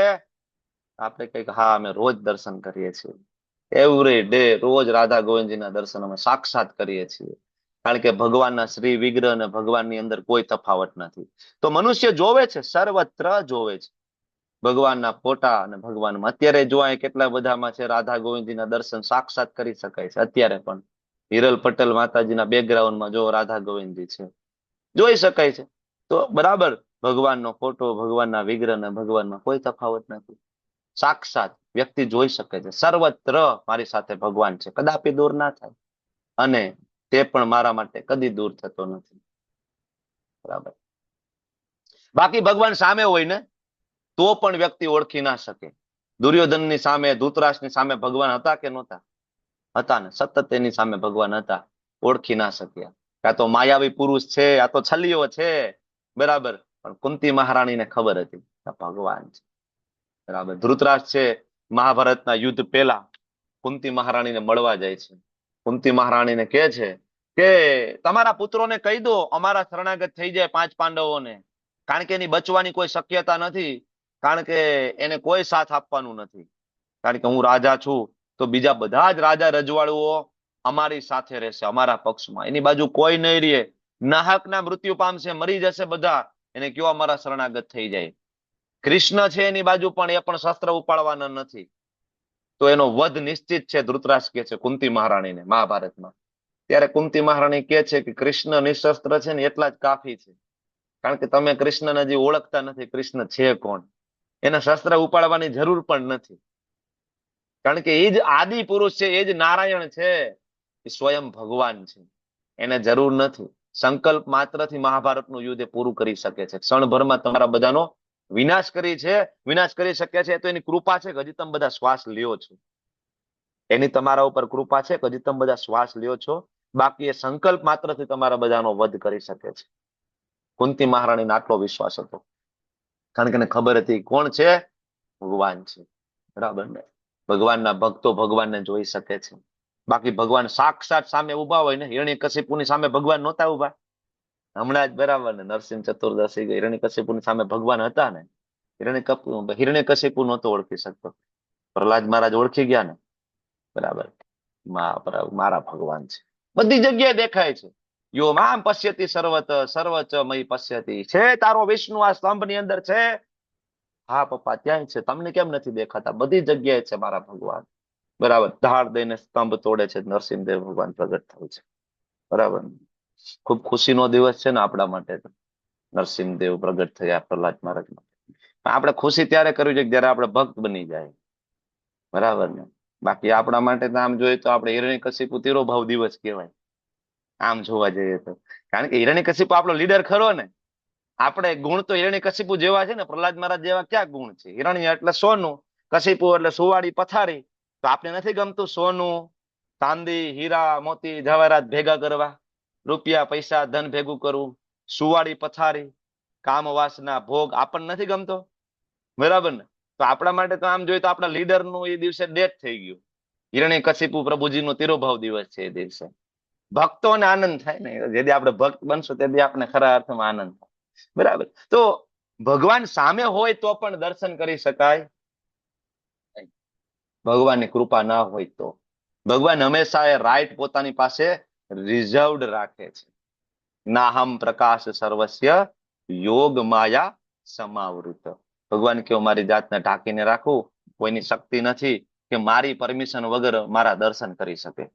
ઘણા બધા એમ કે ભાઈ વૃંદાવનની અંદર નિધિવન છે, એમાં એક વ્યક્તિ રાત્રે ગયો તો અને એને જોયું રાધા કૃષ્ણની રાસલીલા હાલતી હતી. જોઈ ગયું, એ વ્યક્તિ ગાંડો થઈ ગયો, આંધળો થઈ ગયો. તો રાધા કૃષ્ણની રાસલીલા હાલતી હતી તો રાધા કૃષ્ણને ખબર નહોતી કે કોઈ વ્યક્તિ આવીને જોવે છે. અચાનક ખબર પડી કે ભાઈ કોઈક જોવે છે, બંધ કરી દે થોડીક વાર રાસલીલા. અનંત કોટી બ્રહ્માંડના સ્વામી છે, કોણ જોઈ શકે? એની પરમિશન વગર સ્વયં હૃદયમાં પરમાત્મા તરીકે બેઠા હોય. તો આ બધા વિડીયો ફરતા હોય છે, રીલ્સો ફરતી હોય છે ફાલતુ. તો આપણે ખબર હોવી જોઈએ કે ભગવાન હંમેશા રાઈટ રિઝર્વડ રાખે છે પોતાની પાસે. ભગવાનને જોવા હોય તો એક જ રસ્તો છે. શું? પ્રેમાંજન ચુરિત ભક્તિ વિલોચને સંત સદૈવ હૃદય સુવિલોકયંતી યમ શ્યામ સુંદરમ અચિંત્ય ગુણ સ્વરૂપમ ગોવિંદમાદિ પુરુષમ તમહમ ભજામી. માત્ર ને માત્ર જેનું દર્શન ભક્તો પ્રેમ રૂપી અંજન આંજલી આંખ વડે કરી શકે. કોણ કે છે? બ્રહ્માજી કે છે. પ્રેમાંજન ચુરિત ભક્તિ વિલોચને. જેના આંખની અંદર ભગવાન કૃષ્ણ પ્રત્યેનો પ્રેમનું અંજન આંજેલું હોય એને જ કૃષ્ણના દર્શન થાય. બાકી દુનિયાની કોઈ શક્તિ નથી, કોઈ યોગી, કોઈ તપસ્વી લાખો વર્ષ તપસ્યા કરીને કૃષ્ણના દર્શન ના કરી શકે. Right reserved, 100% reserved. ભગવાન કોઈ દિવસ મળતા નથી. બરાબર. આગળ કહે છે જે યોગી મને તથા સર્વ, મને એટલે કૃષ્ણને કાઉન્સમાં લખ્યું છે પ્રભુપાદે, કન્ફ્યુઝન ના થાય કોઈ એમ કે નિરાકારની વાત કરે છે. કૃષ્ણ પોતે બોલે છે સર્વ જીવોમાં રહેલા પરમાત્માને અભિન્ન જાણે. કોઈ એમ કે પરમાત્મા ને કૃષ્ણ તો બે જુદા જુદા છે. ગીતાજી કૃષ્ણ એ નથી બોલી, કૃષ્ણ તો એક ઐતિહાસિક પુરુષ હતા, એ તો પરમાત્મા અંદર ઘૂસી ગયા હતા એને બોલી છે. એ તો કાલ અંદર ઘૂસી ગયા હતા એને ભગવદ ગીતા બોલી છે. એ તો અંદર શિવ બાબા ઘૂસી ગયા હતા એને ભગવદ ગીતા બોલી છે.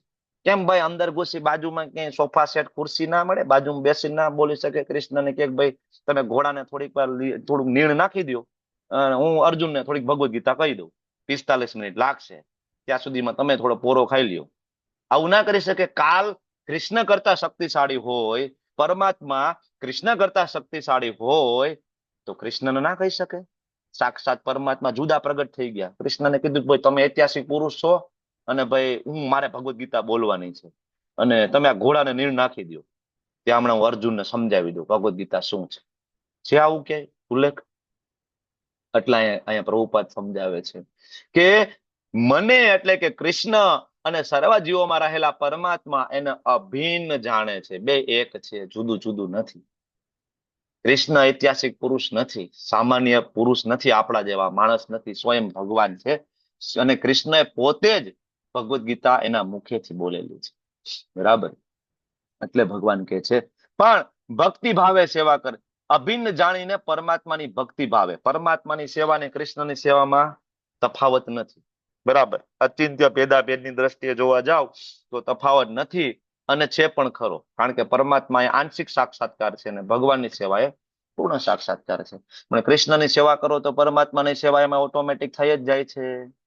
એની અંદર ઇન્વોલ્વ છે ઓલરેડી, બરાબર. એટલે કહે છે કે ભક્તિ ભાવે સેવા કરે, સર્વ સંજોગોમાં મારી ભાવનામાં રહે છે, ચેતના હંમેશા મારામાં રહે છે. હે અર્જુન, જે યોગી પોતાની તુલનામાં સર્વ પ્રાણીઓને અને તેમના સુખોમાં તથા દુઃખોમાં પણ સમાનપણે દર્શન કરે છે, પૂર્ણ યોગી છે. પોતાની તુલનામાં સર્વ પ્રાણીઓને સમાન, મતલબ બધામાં સમાન પરમાત્મા કૃષ્ણના દર્શન કરે. સુખ હોય, દુઃખ હોય, જય હોય, પરાજય હોય, ડર હોય, આનંદ હોય, બધામાં એ વ્યક્તિ સમાનપણે દર્શન કરે છે, બધામાં સમ રહે છે. તો ભગવાન સમજાવે છે કે વ્યક્તિ પૂર્ણ યોગી કહેવાય છે, બરાબર. તો આને કહેવાય પૂર્ણ યોગી. કારણ કે વ્યક્તિ જોવે છે, સમજી શકે છે કે ભાઈ દુઃખ શું કામ આવે, તો કે ભાઈ દુઃખનું કારણ શું છે. અલ્ટિમેટલી જીવાત્માનું દુઃખનું કારણ શું, તો કે ઈશ્વર સાથેના સંબંધનું વિસ્મરણ થઈ જવું. એક જ કારણ છે. કોઈ એમ કે મારા દુઃખનું કારણ શું, દુઃખનું કારણ એક જ છે. આપણને કોઈ પૂછે કે દુઃખનું કારણ શું, તો કે ભાઈ પૈસા ઓછા છે, દુઃખનું કારણ છે. બીમારી એવી છે, એ દુઃખનું કારણ છે. ખરેખર દુઃખનું કારણ એમ નથી. દુઃખનું કારણ એ છે કે કૃષ્ણનું વિસ્મરણ થઈ જવું. અને સુખ એટલે શું? સુખ એટલે કૃષ્ણને યાદ રાખવા. આ સુખ છે અલ્ટિમેટલી, બરાબર. તો ભગવાન આ સમજાવે છે, જે યોગી પોતાની તુલનામાં સર્વ પ્રાણીઓને અને તેમના સુખોમાં તથા દુઃખોમાં સમાનપણે, સુખ હોય કે દુઃખ હોય, હંમેશા બરાબર એની સાથે રહે. કઈ રીતના એનો કૃષ્ણ ભાવનામૃતમાં એનો ઉદ્ધાર કરવો, હંમેશા વિચાર કરે, બરાબર. વૈષ્ણવ હોય એ હંમેશા જોવે. કોઈ વ્યક્તિ અપાર દુઃખની અંદર હોય, ડૂબેલો હોય, ઘોર તમોગુણમાં હોય, તોય સમાનપણે એની પાસે જાય અને એને ભગવદ્ ગીતાનું પ્રવચન આપે, ભગવદ્ ગીતા આપે, બુક્સ આપે, એને લઈ આવે. કોઈ વ્યક્તિ ધન વૈભવની અંદર ડૂબેલો હોય, સુખની અંદર ડૂબેલો હોય, એની પાસે પણ જાય, ભાઈ આવો ભગવદ્ ગીતા શીખો, થોડું સમજો, સાચું સુખ ને સાચું દુઃખ શું છે તમને ખ્યાલ આવશે. આમાંથી બહાર નીકળો, પરમ સુખ શું છે તમને ખ્યાલ આવશે. તમે આ જે ડૂબેલા છો, ખોટી જગ્યાએ છો. તો ભગવાન કહે છે આને પૂર્ણ યોગી કહેવાય છે, બરાબર. તો અહીંયા આ વિભાગ પણ પૂરો થયો અને નેક્સ્ટ જે વિભાગ છે, તોફાની મનને નિયંત્રિત કરવાની આવશ્યકતા છે. ભગવાન ફરીથી મન વાળો મુદ્દો છે પાછો લઈ આવે છે, બરાબર. અને હવે અર્જુન કહેશે કે ભાઈ તમે કહો છો કે ભાઈ આના ઉપર કંટ્રોલ કરવું પણ બહુ અઘરું છે, બરાબર. શું કહે છે અર્જુન? હે મધુસૂદન, આપે જે યોગ પદ્ધતિ સંક્ષેપમાં વર્ણવી છે તે મને અવ્યવહારુ લાગે છે, બરાબર ને. અર્જુન ભગવાનને કહે છે કે thank you so much Krishna, તમે આ બધું સમજાવ્યું, ખૂબ ખૂબ આભાર તમારો. યમ નિયમ આસન, પણ આ થાશે નહીં, બહુ અઘરું છે. તમે ભલે સમજાવ્યું, બરાબર. કારણ કે હું તો રાજા છું. તમે કીધું એકાંત સ્થળે જવાનું, હું તો રાજા છું. રાજા કોઈ દી એકલો હોય નહીં, આજુબાજુમાં હંમેશા એના પરિકરો હોય, એના સેવકો હોય. કેવી રીતના થશે? હું તો રાજા છું. તમે કીધું બ્રહ્મચર્ય વ્રતનું પાલન કરવાનું, જંગલમાં જતું રહેવાનું, એકલા રહેવાનું, તો હું કેવી રીતના શાસન ચલાવી શકું? મારે તો પત્ની છે, મારે તો બાળકો છે, કેવી રીતના થશે? તો ખૂબ ખૂબ ધન્યવાદ ભગવાન, તમે આ બધું કીધું, પણ આ મને અવ્યવહારુ લાગે છે, મતલબ પ્રેક્ટિકલ નથી, પ્રેક્ટિકલ નથી અને નભાવી ના શકે. કદાચ તમે કહો કૃષ્ણ તો ટ્રાય કરીએ, બરાબર, 5-6 દિવસ 15 દિવસ, પણ લાંબુ ચાલવાનું નથી આ. કારણ કે આને નભાવી નહીં શકાય. આ કઈ લાંબુ ના ચાલે પ્રભુ. કારણ કે આ કળિયુગમાં હવે આ એકચ્યુઅલી અર્જુન પોતાના માટે કે છે કે હું આ નહીં કરી શકું, મને પ્રેક્ટિકલી નથી લાગતું ને, બરાબર. તો એવું આપણે વિચારતા હોય તો આપણે ભૂલ કરીએ છીએ. કારણ કે આ એ જ અર્જુન છે કે જે ધ્યાન ને યોગ ને ભક્તિ કરી અને શિવજીને પ્રસન્ન કર્યા હતા. અને જંગલમાં એકલા ગયા હતા અર્જુન શિવજીને તપશ્ચર્યા કરીને શિવજીને પ્રસન્ન કર્યા હતા. તો અર્જુન માટે કોઈ પણ યોગ અસંભવ નથી. અર્જુન કોઈ પણ યોગમાં પાવરફુલ છે, કરી શકે છે. તો કોના માટે અર્જુન કહે છે? આપણા માટે, કળિયુગની પ્રોડક્ટ માટે. એટલે અર્જુન કહે છે કે ભાઈ નહીં થાય પ્રભુ, આ લોકોના મન બહુ ચંચળ છે, બહુ ચંચળ છે. 7 મિનિટની એક માળામાં આનું મન નથી સ્થિર થતું. તમે કહેશો કે ભાઈ એકાંત સ્થળે જવાનું છે, હવે એ ક્યાંથી થવાનું પ્રભુ, બરાબર. તો અર્જુનનું મન ચંચળ નથી, આપણું મન ચંચળ છે. અર્જુન આપણને રિપ્રેઝન્ટ કરે છે, બાકી આ એ જ અર્જુન છે. લેવલ 1 માં આપણે આ સ્લાઇડ જોઈ છે. આ એ જ અર્જુન છે જેનું મન 100% ફોકસ છે. અને ગુરુ પૂછે છે શું દેખાય છે? પક્ષીની આંખ દેખાય છે. કોઈ કન્ફ્યુઝન નથી. પાંચે પાંડવોનું મન છે એકદમ સ્થિર છે ને કોઈ કન્ફ્યુઝન નથી. આ એ જ અર્જુન છે જેનું યુદ્ધ થયું હતું ભગવાન શિવજી સાથે. ઘમાસાણ યુદ્ધ થયું હતું. લેવલ 1 માં આપણે કથા લઈએ છીએ, તમને ખ્યાલ છે શું કામ યુદ્ધ થયું હતું, કારણ શું છે, બરાબર. તો એવું નથી કે અર્જુન છે એ પાવરફુલ નથી આ યોગ કરવા માટે, કે અર્જુન અષ્ટાંગ યોગની સાધના ના કરી શકે. ઇવન અર્જુન નર નારાયણ તરીકે ભગવાન સાથે આવ્યું, બરાબર, ત્યારે એને અષ્ટાંગ યોગ ફોલો કરેલો છે. ત્યારે યોગી જ હતા. નર નારાયણ છે યોગી છે અને અષ્ટાંગ યોગની સાધના જ કરી હતી. તો એવું નથી કે અર્જુને કર્યું નથી. અર્જુને તો ભગવાન જેટલું જ ભગવાનની બાજુમાં બેસીને તપ કરેલું છે, અષ્ટાંગ યોગની સાધના. તો અર્જુન માટે અઘરું નથી. પણ અર્જુન ના એટલા માટે પાડે છે કે અર્જુન આપણને રિપ્રેઝન્ટ કરે છે. હવે અર્જુન એમ કે છે કે મારાથી નહીં થાય, તો પ્રભુપાદ આપણને સમજાવે છે કે આપણે કયા ખેતની મૂલી છે કે આપણાથી અષ્ટાંગ યોગ થઈ જવાનો હતો. અર્જુન જો ના પાડતો હોય ને તમે કહેશો હું અષ્ટાંગ યોગ કરીશ, હું ઋષિકેશ જાઉં, બરાબર, બધું ફાલતુ છે. કળિયુગની અંદર પ્રેક્ટિકલી કઈ પોસિબલ નથી. મેં કીધું એમ થોડું મેન્ટલી હેલ્થ સુધરે તમારી, થોડું મજા આવે, આનંદ આવે, અને પછી હરી ફરીને ઘરે આવો હતા એની થાય, એમાં કોઈ લાંબો ફાયદો કઈ થતો નથી, બરાબર. કારણ કે એ કળિયુગનો યુગ ધર્મ નથી, મૂળ મુદ્દો એ છે. અને થાય તો હજારે વીરલો કદાચ એકાદો નીકળે કે જેના જીવનમાં પરિવર્તન આવીને કદાચ ભગવત પ્રાપ્તિ તરફ આગળ વધી શકે, પણ તો એ જન સામાન્ય માટે તો નથી જ. હજારોમાંથી એક નીકળે તો 999 નું શું? પણ ભક્તિ યોગ એવો છે કે 1000 હોય તો 1000 માટે લાગુ પડે. 100% બધા જ કરી શકે, કોઈ પણ પરિસ્થિતિમાં કરી શકે. સ્ત્રી કરી શકે, પુરુષ કરી શકે, નાનું બાળક કરી શકે, વૃદ્ધ કરી શકે. નાના બાળકને અષ્ટાંગ યોગ કહેશો તો કરી શકશે? નાના બાળકને કયો એક જગ્યાએ પલોઠી વાળીને બેસ ભાઈ તારે અષ્ટાંગ યોગ કરવાનું, ધ્યાન કરી શકે નહીં, બરાબર. આપણને કઈ તો આપણાથી પદ્માસન ના થાય. નાનું બાળક તો તમે દૂર કરો, તમે કરો જે પદ્માસન થાય છે. હરખી પલોઠી નથી વળતી આપણાથી, આપણા પેટ બહાર નીકળી ગયા છે, બરાબર, પલોઠી ના વળે, એમાં ક્યાંથી આપણાથી પદ્માસન એ ના થાય. થાય પદ્માસન ક્યાંથી અષ્ટાંગ યોગ કરવો, બરાબર ને? 16 માળા કરતા હોય, એક સરસ મજાની પોચી ગાદલી આપી હોય, બરાબર, 16 માળામાં 16 પોઝિશન બદલી જતી હોય આપણી. ઘડીક વાર આમ બેસે ને ઘડીક વાર આમ બેસે ને આમ બેસે ને, ક્યાં અષ્ટાંગ યોગ થવાનો હતો કળિયુગની અંદર? તો અર્જુન એટલા માટે ના પાડે છે કે નહીં થાય. અર્જુનથી નહીં, આપણાથી નહીં થાય, આપણાથી નહીં થાય. કારણ કે આ જન સામાન્ય માટે નથી. સામાન્ય સરળ સાધન વિચાર કરો, ભગવાને સૌથી સરળ સાધન આપ્યું છે. ભગવાન ચૈતન્ય મહાપ્રભુ, ખાલી ભગવાનના નામ દ્વારા ભગવત પ્રાપ્તિ કરી શકાય. એમાંય આપણને આટલી તકલીફ પડતી હોય 2 કલાક એક જગ્યાએ બેસીને ફોડ માળા કરવામાં, તો આપણાથી આ કેવી રીતના થાય? એટલે અર્જુન કે છે આ વ્યવહારું નથી, પ્રેક્ટિકલી નથી. અર્જુનનું તો એજ્યુકેશન જ ગુરુકુળમાં થયું હતું. અર્જુનથી ના થાય એવું નથી. એની તપશ્ચર્યા ઓલરેડી હતી, આપણે વાત કરી એમ.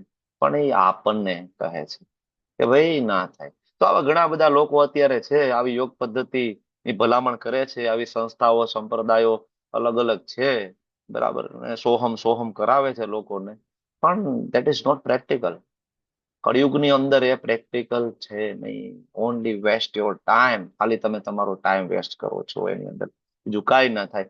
તો કૃષ્ણ કહે, હજી અર્જુન કૃષ્ણ કહે છે, હે કૃષ્ણ, મન બહુ ચંચળ છે, ઉચ્છ્રલન છે, દુરાગ્રાહી છે, અત્યંત બળવાન છે. આ વાંચીએ તો એમ લાગે કે આપણી જ વાત કરે છે, આપણું મન આવું જ છે, બરાબર ને? અર્જુન કહે છે હું વાયુને કંટ્રોલ કરી લઉં, પણ મનને કંટ્રોલ કરવું બહુ અઘરું છે. અર્જુન એટલા પાવરફુલ હતા, બરાબર, એવી બધી એની પાસે ટેકનોલોજીઓ હતી કે એ વાયુને કંટ્રોલ કરી શકે. ધારો તો વંટોળ લાવી શકે, ધારો તો વંટોળને શાંત કરી શકે, બરાબર, આટલી એની પાસે ક્ષમતા હતી. પણ કે મન નહીં કંટ્રોલ થાય. વાયુને કયો તો કંટ્રોલ કરી દો, બાકી મન કંટ્રોલ કરવું બહુ અઘરું છે. કારણ કે ચંચળ છે, ખૂબ ચંચળ છે, ભાગ ભાગ કરે છે. અચ્છા, તો ખીજાય જાય તો સુધરી જશે? મનને ખીજાઈ જાય તો અર્જુન કે ઉચ્છ્રલન છે, અસંયમિત છે. તમે એને ગમે એટલું ખીજાવ તો એ અસંયમિત છે, માને એવું નથી, બરાબર. જોરદાર ખીજાઈ જાય ના, શું સુધરે? જોરદાર ખીજાય. અરે પણ પ્રભુ દુરાગ્રાહી છે. એ દુરાગ્રાહી એટલે અઠીલું. ઘણા નાના છોકરા હોય, ખબર છે, ગમે એટલું જેમ ખીજાવે એમ વધારે તોફાન કરે, ખબર છે ને?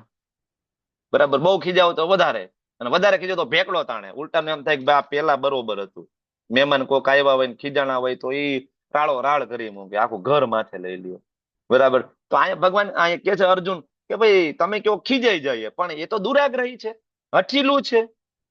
અરે એમ હઠીલું શું, હઠીલું હોય તો બાંધી દઈએ સાલાને, સાકરથી બાંધી દઈએ, દોયડાથી બાંધી દઈએ.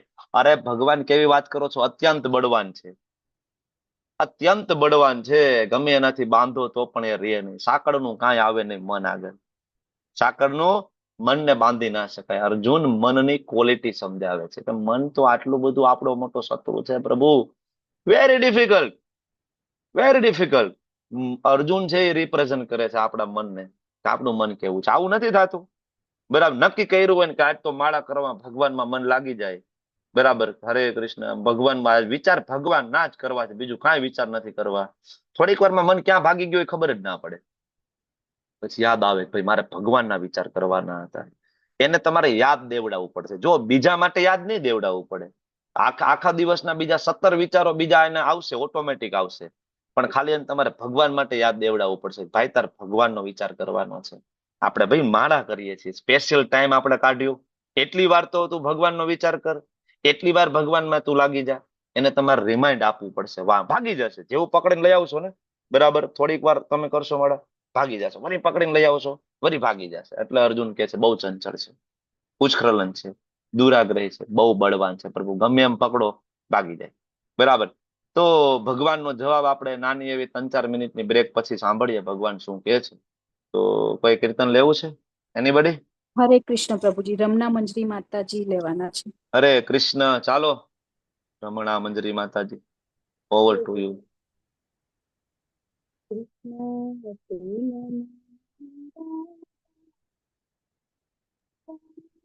હરે કૃષ્ણ માતાજી, અવાજ નથી આવતો તમારો.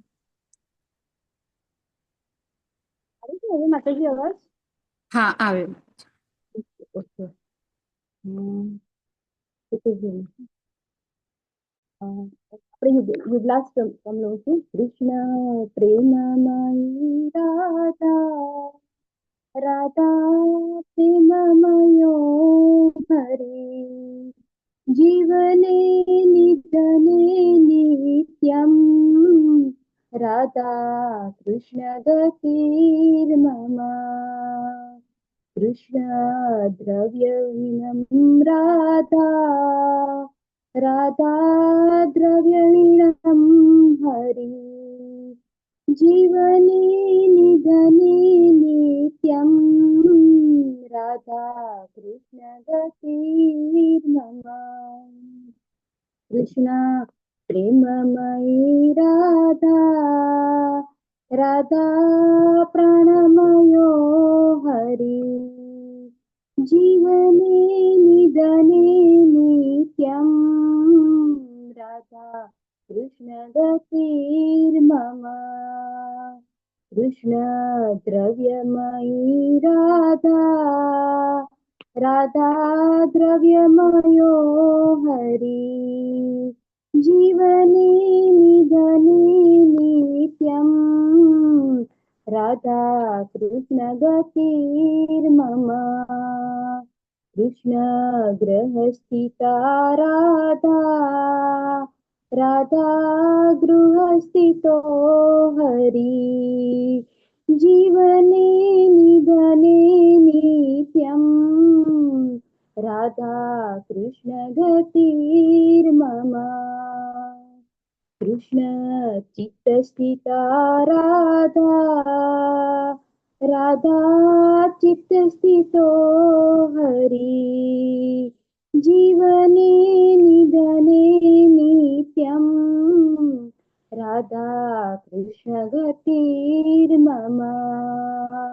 નીલાંબરધરો રાધા, પીતાંબરધરો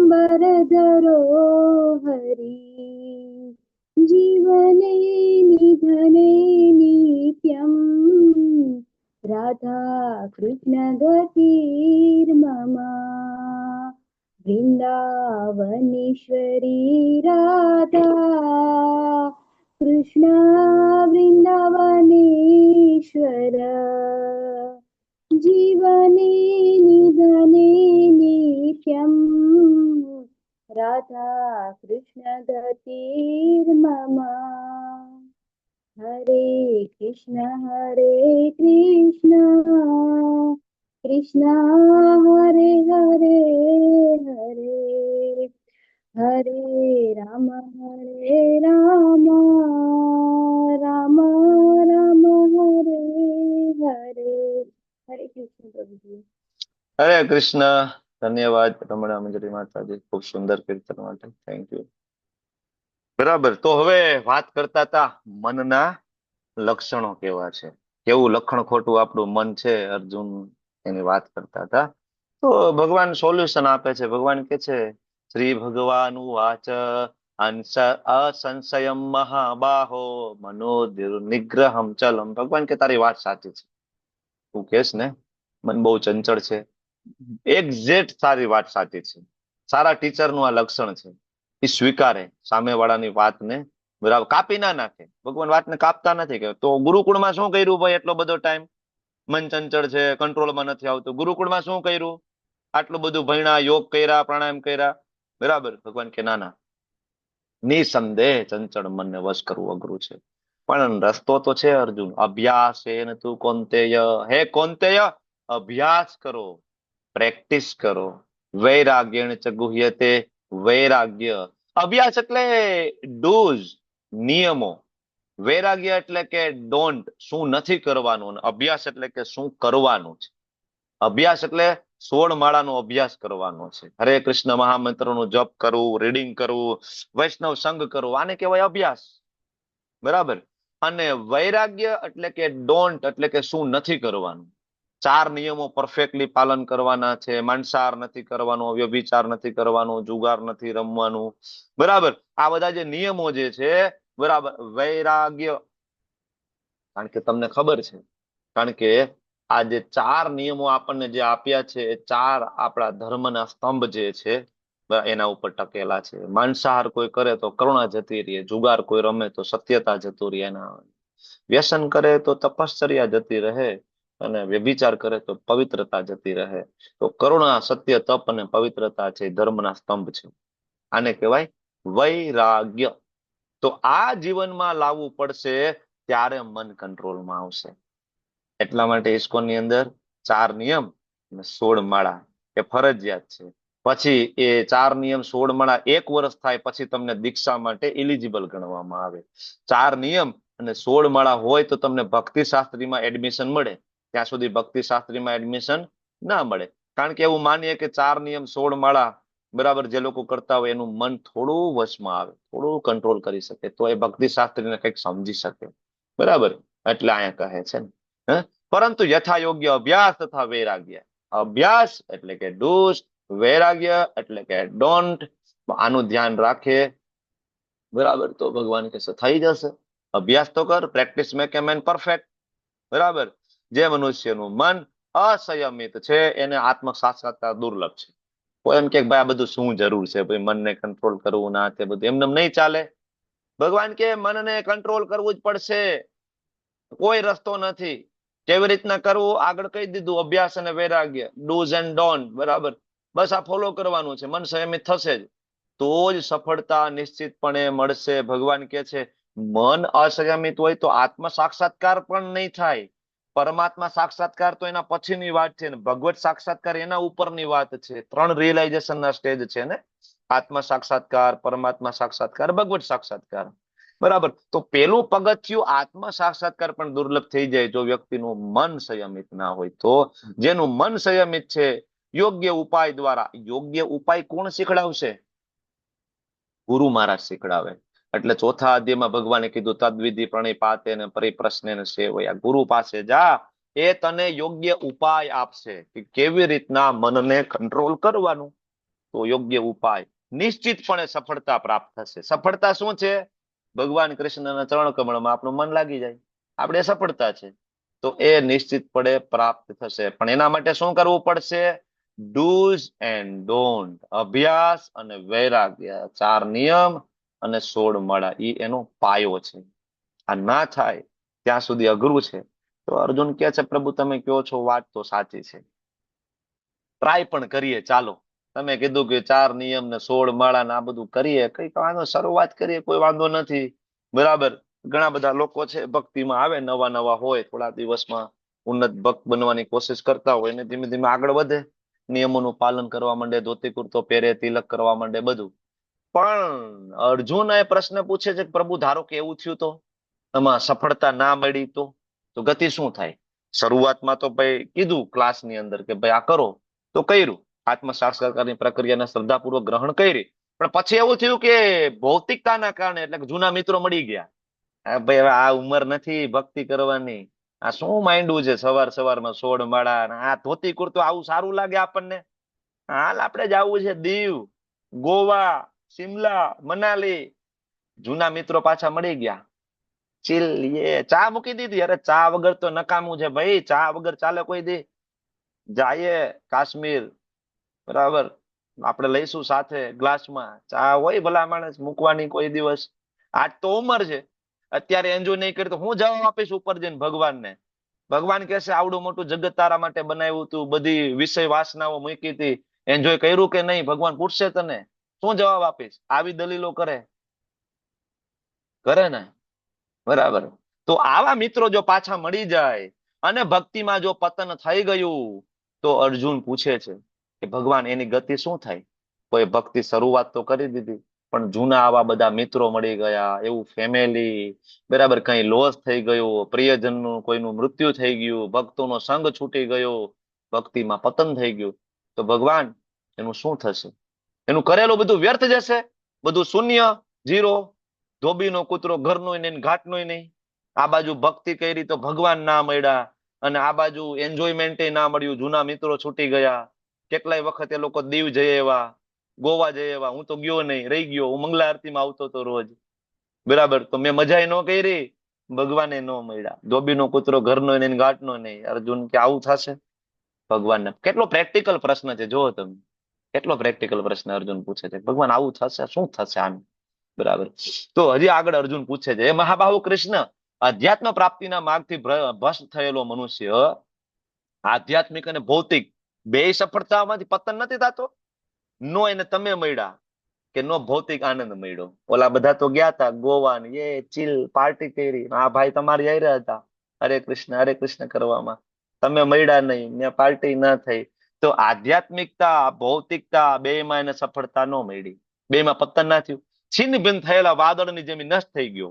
વાદળ તો આવ્યું પણ વરસાદે ના વરસ્યો, છિન્ન ભિન્ન થઈ ગયું. આ તો એના જેવું થયું, કઈ ફાયદો ન થયો, જેના પરિણામે એના માટે કોઈ લોકમાં સ્થાન નથી રહેતું. અર્જુન પ્રશ્ન પૂછે છે ભગવાન કે પ્રભુ તો આ બિચારાનું તો શું થાય? થોડી ઘણી ભક્તિ કરી, બરાબર, અને કાર્યક્રમ પૂરો થઈ ગયો. ના તમે મળ્યા કે ના ડુંગળી લસણ છોડી દીધું, ના છોડી દીધું, એ છોડી દીધું, હાથમાં કાંઈ આવ્યું નહીં છે. એટલે જ અમે કહેતા હતા ભાઈ ભોગ કરી લ્યો, જિંદગી મિલેગી ના દોબારા. મજા કરવાની હોય ભાઈ, ભક્તિમાં કાંઈ છે નહીં, મોજ કરો, આનંદ કરો. કહેતા હતા અમે તમને પેલા, ભક્તિમાંથી જેનું પતન થાય ને, સમાજમાં પાછો જાય ને, તો આવા લોકો પાછા મળે તમને. અમે કહેતા જ હતા, મોટા ઉપાડે ઇસ્કોનના રવાડે ચડી ગયા હતા. કાંઈ ન કરવાનું હોય, એ બધા ઇસ્કોન વાળા તો બ્રેઇન વોશ કરી નાખે, એ ડ્રગ્સ ખવડાવી દે તમને, બ્રેઇન વોશ કરી નાખે તમારું, બરાબર. તો સાચી તો વાત છે, ઇસ્કોન વાળા બ્રેઇન વોશ કરી નાખે. બ્રેન ની અંદર જે હળી ગયેલો કચરો ભર્યો છે ને, કામ, ક્રોધ, લોભ, મોહ, મદ, માત્સર્ય, બરાબર, ભૌતિક વિષય વાસનાઓ, ઇસ્કોન વાળા એનો વોશ કરી નાખે. વોશ કરીને એકદમ નીટ એન્ડ ક્લીન કરી નાખે, કે એમાં એને કૃષ્ણ સ્મરણ સિવાય બીજું કઈ હોય નહીં, માત્ર કૃષ્ણ. તો આવું બ્રેન વોશ કરવામાં ખોટું શું છે? ભગવાન આજ બ્રેન વોશ માટે તો ભગવદ ગીતા આપી છે, સર્વ ધર્માન પરિત્યજ્ય મામ એકમ શરણમ વ્રજ. એક વખત ફેસબુક ની અંદર પોસ્ટ આવી હતી, શ્રીલ પ્રભુપાદજીની ભગવદ ગીતા યથારૂપ.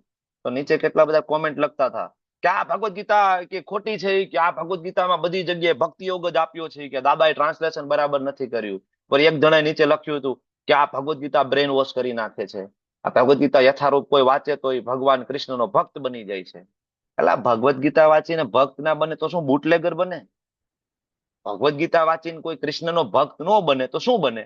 દારૂ વેચવાનું ચાલુ કરે, જુગાર રમવાનું ચાલુ કરે, વ્યભિચારી બની જાય, ગુંડો બની જાય, મવાલી બની જાય. અરે ભગવદ ગીતાનો ઉદ્દેશ્ય છે મન મના ભવ મદ ભક્તો, કે ભાઈ તું મારો ભક્ત બની જા. તો મતલબ પ્રભુપાદની ભગવદ ગીતા વાંચીને કોઈ ભક્ત બની જાય તો મતલબ સાચા રસ્તે ગયો ને. કૃષ્ણએ કીધું ભક્ત બનવાનું, બરાબર. તો અર્જુન પૂછે છે કે પ્રભુ આવું થશે તો શું થાય? પ્રેક્ટિકલ ક્વેશ્ચન છે. બરાબર. શું થશે આ બાજુનું ને ત્યારે હજી આગળ, હે કૃષ્ણ, આ મારો સંદેહ છે, મારી શંકા છે, તેને સંપૂર્ણપણે દૂર કરવા હું આપને વિનંતી કરું છું. કારણ કે અર્જુનને ખબર છે પૂછવાનું કોને છે. ડાયરેક્ટ સુપ્રીમ ઓથોરિટીને પૂછી લઈએ.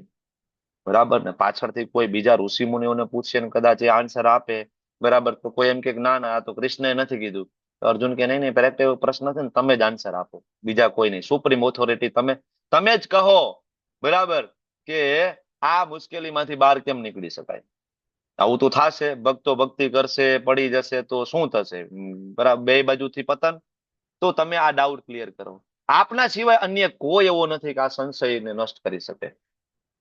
કારણ કે તમારી ભક્તિ કરવાની છે, ડાઉટ તમે જ દૂર કરી શકવાના છો. બીજો કોઈ આ ડાઉટ ક્લિયર કરી શકવાનો નથી, તમે જ કહો. બરાબર. ત્યારે ભગવાન આગળ કહે છે, શ્રી ભગવાન ઉવાચ, બરાબર, હે પૃથાપુત્ર અર્જુન, કલ્યાણકારી કાર્યોમાં પરોવાયેલા અધ્યાત્મવાદીનું આ લોકમાં કે પરલોકમાં વિનાશ થતો નથી. બિલકુલ ચિંતા કરવાની જરૂર નથી. અધ્યાત્મ એટલે કૃષ્ણની જન્મ કર્મ ચમે દિવ્યમ, એ તત્વજ્ઞાનને અધ્યાત્મ કીધું છે. બરાબર. કારણ કે અધ્યાત્મ વિદ્યા એ ભગવાનની વિભૂતિ છે. 10મા અધ્યાયમાં ભગવાન કહે છે મારી વિભૂતિ છે. તો આવા અધ્યાત્મવાદી આ લોકમાં કે પરલોકમાં અહીંયા પણ હોય ત્યારે પણ એને કોઈ પ્રોબ્લેમ નથી થતો. બરાબર. પ્રકૃતિના 3 ગુણોથી પરે રહે છે.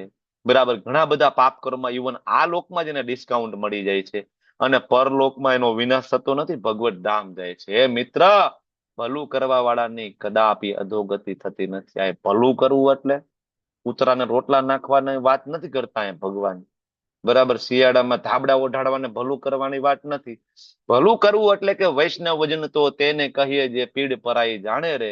અને સાચી પીડા તો એ છે કે સમાજ કૃષ્ણને ભૂલી ગયો છે.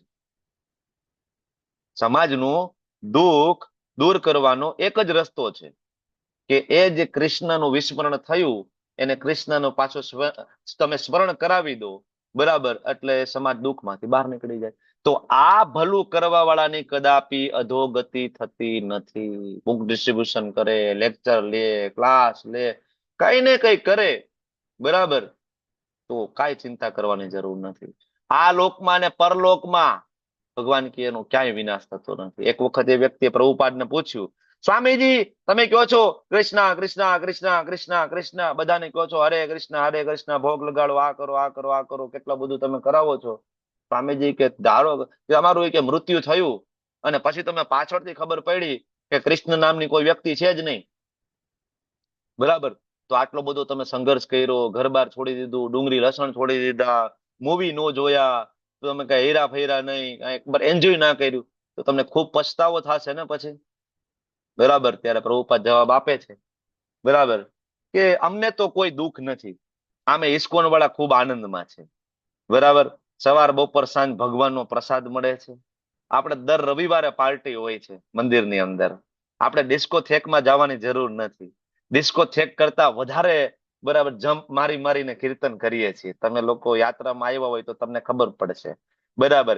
એ એનર્જીનું જે લેવલ છે એની કોઈ કલ્પના નથી કરી શકતું કે એનર્જી એટલી ક્યાંથી આવે છે. બરાબર. એ જમ્પ, એ વૈષ્ણવ સેવા. તો પ્રભુપાદ કહે છે કે ભાઈ હું અને મારા અનુયાયીઓ, બરાબર, ખૂબ ખુશ છે, અમને કોઈ દુઃખ નથી. બરાબર. પણ ધારો કે અમે આટલી ભક્તિ કરીએ, નામ જપ કરીએ અને આ બધું કરીએ, કૃષ્ણ છે જ નહીં, તોય અમે એક સાત્વિક જીવન જીવ્યા છીએ. અમે કીર્તન કર્યું, સરસ પ્રસાદ ખાધો, ટેન્શન ફ્રી અમે જીવન જીવ્યા છીએ. બરાબર. એટલે બીજા કરતા અમે જિંદગી સારી જીવ્યા છીએ.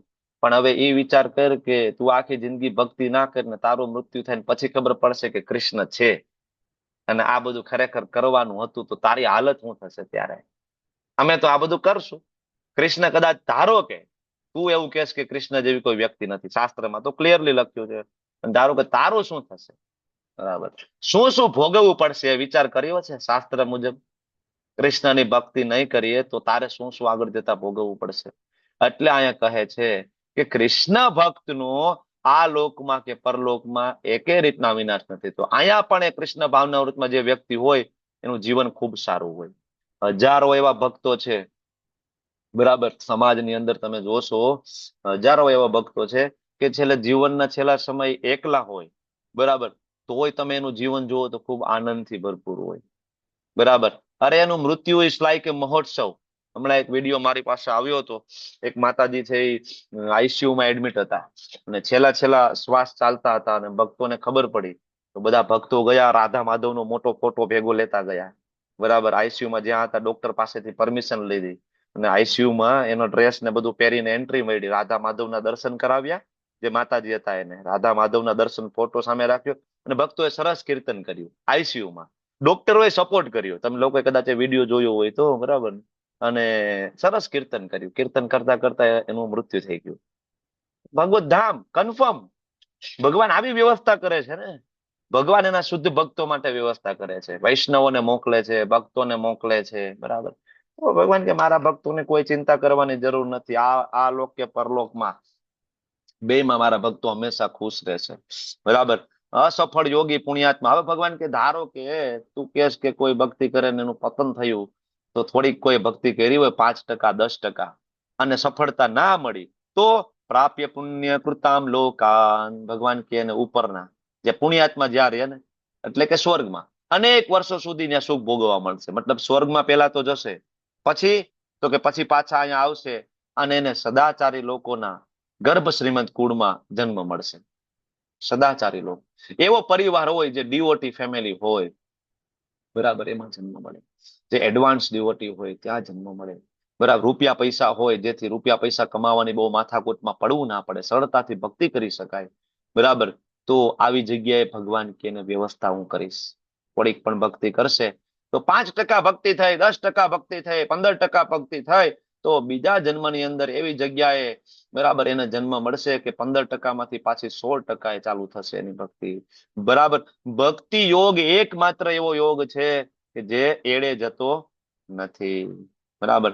અને કોઈની ભક્તિ ધારો કે 90%, 98% થઈ ગઈ અને શરીર છૂટી ગયું, કઈ પ્રોબ્લેમ થયો, ભગવાન કે અથવા યોગીના મેવ કુલે ભવતી ધીમતામ.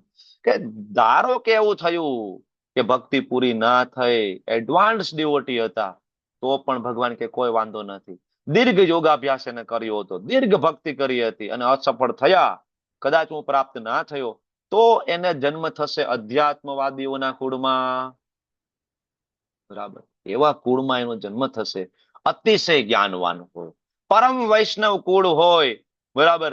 આ ભગવાન કે એમાં એનો હું જન્મ અપાવીશ. અને ભગવાન પોતે કે છે કે આવો જન્મ મળવો તો દુર્લભ છે, બધાને ના મળે. વૈષ્ણવ પરિવારમાં જન્મ મળે, ગોસ્વામી પરિવારમાં જન્મ મળે, વૃંદાવન ધામમાં જન્મ મળે, માયાપુર ધામની અંદર જન્મ મળે, બરાબર. એવી જગ્યાએ જન્મ મળે કે જે આખો પરિવાર ભગવાનની સેવામાં લાગેલો હોય. જગન્નાથપુરીમાં જન્મ મળે, એવા પરિવારમાં જન્મ મળે કે આખો પરિવાર વર્ષોથી જગન્નાથજીના રથની સેવાઓ કરતો હોય, રથ બનાવવા સિવાય કોઈ સેવા ના હોય એની પાસે, બરાબર.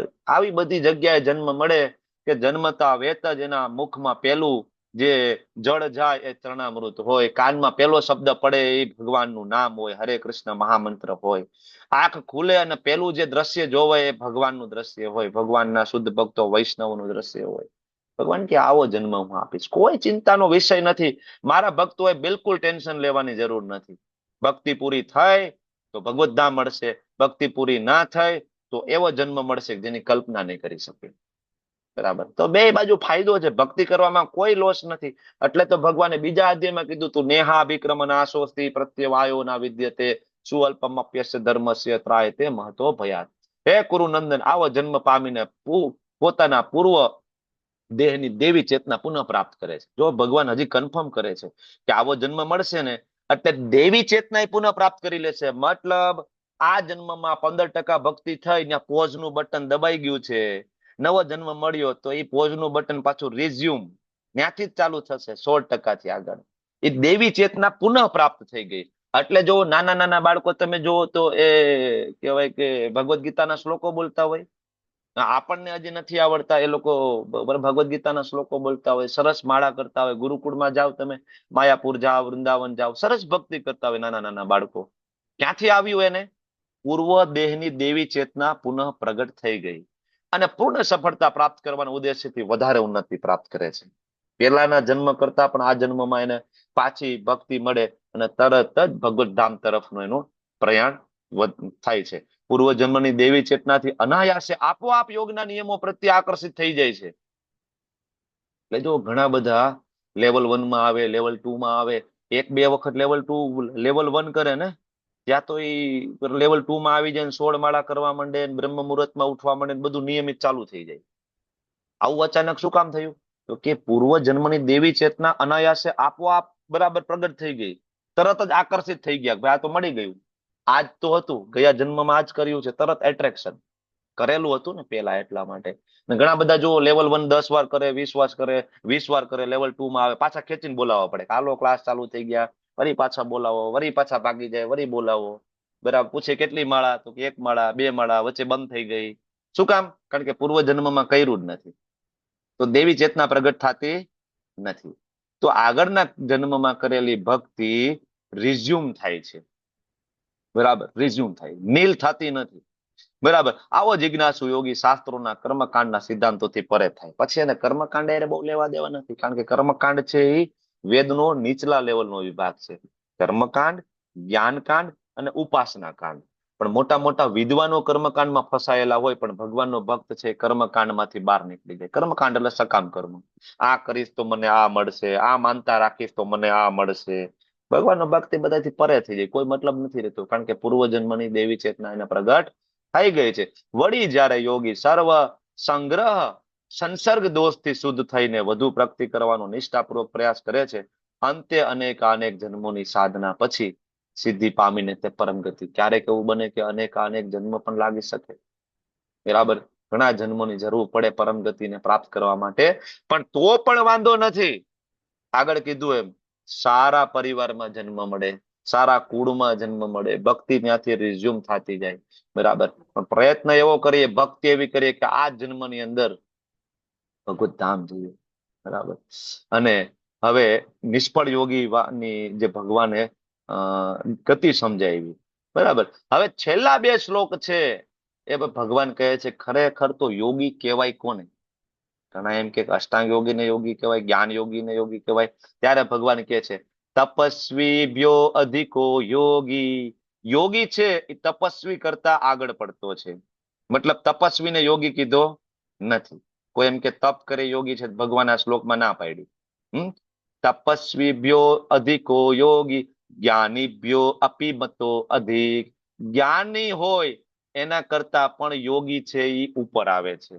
કર્મીભ્યશ્ચ અધિકો યોગી, કર્મી કરતા પણ યોગી ઉપર આવે છે. મતલબ કર્મીને યોગી નથી કીધો, જ્ઞાનીને યોગી નથી કીધો, તપસ્વીને યોગી નથી કીધો. તો હવે યોગી કોને કહેવાતો હશે? બરાબર ને, કોઈ એમ કે હિમાલયમાં જઈને હું કોઈ તપ કરે એને યોગી કહેવાય. બરાબર, કોઈ એમ કે વેદો વાંચી લે, કંઠસ્થ કરી લે એને યોગી કહેવાય. કોઈ એમ કે બહુ કર્મયોગ કરે, દાન પુણ્ય કરે એને યોગી કહેવાય. ભગવાન કે યોગી નથી.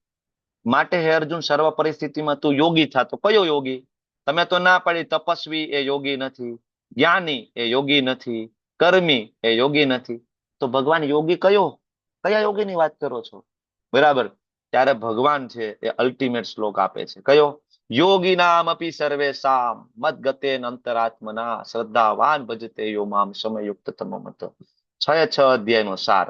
અત્યાર સુધી કર્મયોગ ભણ્યા, સકામ કર્મયોગ, નિષ્કામ કર્મયોગ, જ્ઞાન યોગ, સાંખ્ય યોગ, બરાબર, જ્ઞાન યોગ, અષ્ટાંગ યોગ, હઠ યોગ, આ બધું ભણ્યા. પણ યોગી કોને કહેવાય? ભગવાન કે યોગી નામ આપી સર્વેશામ. ઘણા બધા પ્રકારના યોગીઓ હોય છે. બરાબર, જ્ઞાન યોગી, કર્મયોગી, સકામ કર્મયોગી, નિષ્કામ કર્મયોગી, હઠ યોગી, અષ્ટાંગ યોગી, ધ્યાન યોગી, આ બધાને યોગી કહેવાય. ભગવાન કે પણ આ બધા યોગીઓમાંથી ખરા અર્થમાં યોગી કયો? મત ગતે અંતરાત્મના, જેના અંતરાત્મામાં હું છું, મત, હું જેનું જે મારું સતત ચિંતન કરે છે. શ્રદ્ધાવાન, કેવી રીતના ચિંતન કરે? શ્રદ્ધાપૂર્વક. સાથે સાથે શું કરે? ભજતે, મારું ભજન કરે છે. યો મામ, મારી ભક્તિ કરે છે. સમે યુક્ત તમો મત. ખરેખર આ યોગી છે. ભગવાન અર્જુનને આ યોગી બનવાનું કે છે. તો અર્જુનને નથી કેતા, તમને મને કે છે કે ભાઈ યોગી એટલે આની વાત કરી છે. ભગવદ ગીતામાં કર્મયોગી નહીં, જ્ઞાન યોગી નહીં, ધ્યાન યોગી નહીં, હઠ યોગી નહીં, તપસ્વી નહીં, ભગવાન આને યોગી કીધો છે. કે જે સતત ભગવાનમાં ખોવાયેલો હોય, ભજતે યો મામ, સતત ભગવાનની ભજન કરતો હોય, ભગવાને એ યોગીની વાત કરેલી છે. અને એ સર્વોચ્ચ યોગી છે ભગવાનની ગોપીઓ. એટલે ભગવાનની જે વૃંદાવનમાં રહેલી જે ગોપીઓ છે ને શાસ્ત્રની અંદર સૌથી ઉપર કોઈ હોય યોગી તો એ આ છે. ઘર પરિવાર પતિ સમાજ કોઈ પણની પરવા કર્યા વગર કૃષ્ણ કેવી રીતના ખુશ થાય છે, માત્ર એ કામના છે. સર્વોચ્ચ યોગી છે ભગવાનના ગોપ બાળો. બરાબર. તો આ જગ્યાએ આપણે પણ જઈ શકીએ છીએ, આપણે પણ ભગવાનની સેવા કરી શકીએ છીએ, કારણ કે આ આપણી ઓરિજિનલ આઈડેન્ટિટી છે. આ છે યોગી. યોગી એટલે એવું નહીં હિમાલયમાં એક પગે ઉભું રહી જવું. તો બાકીના બધા જે છે કર્મયોગ, જ્ઞાન યોગ, અષ્ટાંગ યોગ એ પગથિયા છે. એ પગથિયા ચડી ચડીને અલ્ટિમેટલી ક્યાં પહોંચવાનું છે? ભક્તિ યોગ. બરાબર. તો આપણને પ્રભુપાદ ડાયરેક્ટ લેડર આપે છે. તો આ બધી માથાકૂટમાં ના પડો, જન્મો જન્મ નીકળી જશે. સીધી સાધના ભક્તિ કરો. અને કળિયુગની અંદર આ તો ગોલ્ડન કલી ચાલી રહ્યો છે અત્યારે. ગોલ્ડન કલી 10,000 years. બરાબર. ભગવાન ચૈતન્ય મહાપ્રભુનો જન્મ થયો ત્યારથી 10,000 years એવા આ વર્ષો છે કે એમાં કોઈ પણ વ્યક્તિ સરળતાથી ઇઝીલી નામના બળે ભગવત ધામ જઈ શકે છે. ખાલી નામ, કાંઈ ના આવડે. હરે કૃષ્ણ કૃષ્ણ કૃષ્ણ હરે હરે, હરે રામ રામ રામ હરે હરે. એકદમ ઇઝી કરી દીધું છે આપણને. બરાબર. તો આ યોગા લેડર માં અલ્ટિમેટલી ભગવાન આપણને એમ કે છે કે લેડરનો સૌથી ઉપરનો માળ છે ભક્તિ છે. તો પછી પગથિયા ચડીને આવવું એના કરતા હું તમને સીધી લિફ્ટ આપી દઉં તો શું વાંધો? એટલે પ્રભુપાદે આપણને સીધી લિફ્ટ આપી. લિફ્ટમાં બેસો અને સીધો બરાબર ફ્લોર નંબર 4 ભક્તિ યોગ. બરાબર. પછી એમાં તમે આગળ વધશો તો કર્મયોગ વાળો પેલો ફ્લોર આવશે. બરાબર. જ્ઞાન યોગ વાળો બીજો ફ્લોર આવશે. અષ્ટાંગ યોગ ધ્યાન યોગ વાળો ત્રીજો ફ્લોર આવશે. પણ આપણે ક્યાંય ઉતરવાનું નથી. આપણે સીધું બરાબર ફ્લોર નંબર 4 ભક્તિ યોગ. લિફ્ટ આપી છે. શું કામ પછી આપણે ડાયવર્ઝન કરવાનું, કારણ વગરના હેરાન થવાના ધંધા કરવાના? ભગવાન એટલે આપણને સમજાવે છે. તો આવી રીતે અહીંયા કર્મયોગના 6 અધ્યાય પૂર્ણ થયા અને અલ્ટિમેટલી છેલ્લા 2 શ્લોક છે ખૂબ જ મહત્વના છે. ખૂબ મહત્વના છે. કોઈ એમ કે ભગવદ ગીતાની અંદર ભક્તિ કરવાનું ક્યાં લખ્યું છે, ક્યાં માળા કરવાની લખી છે? તો આ 2 શ્લોક છે. તમે એને સમજાવી શકો કે ના સમજાવી શકો એ દૂરની વાત છે, પણ તમારી પોતાની ભક્તિને પોષણ મળે એના માટે આ 2 શ્લોક બહુ જ મહત્વના છે કે તમે ભક્તિમાં ટકી રહો. તમને ઘણા આવા મળશે કે ભાઈ ધ્યાન કરો ને, યોગ કરો ને, મેડિટેશન કરો ને, આ કરો ને, તે કરો ને, વેદો વાંચો ને, બરાબર, તો જ તમે ભગવાન છે શું છે સમજી શકો ને, ઉપનિષદ વાંચો ને, બરાબર. તો આ 2 શ્લોક છે એ તમારી ભક્તિને પોષણ આપે, તમે ટકી રહ્યો. એટલા માટે ભગવદ ગીતાનું જ્ઞાન બહુ જરૂરી છે. વાંછા કલ્પતરુભ્યશ્ચ કૃપા સિંધુભ્ય એવ ચ પતિતાનાં પાવનેભ્યો વૈષ્ણવેભ્યો નમો નમઃ. અનંત કોટિ વૈષ્ણવ વૃંદ કી જય. શ્રીલ પ્રભુપાદ કી જય. ગુરુ મહારાજ કી જય. હરે કૃષ્ણ કૃષ્ણ કૃષ્ણ હરે હરે, હરે રામ રામ રામ હરે હરે.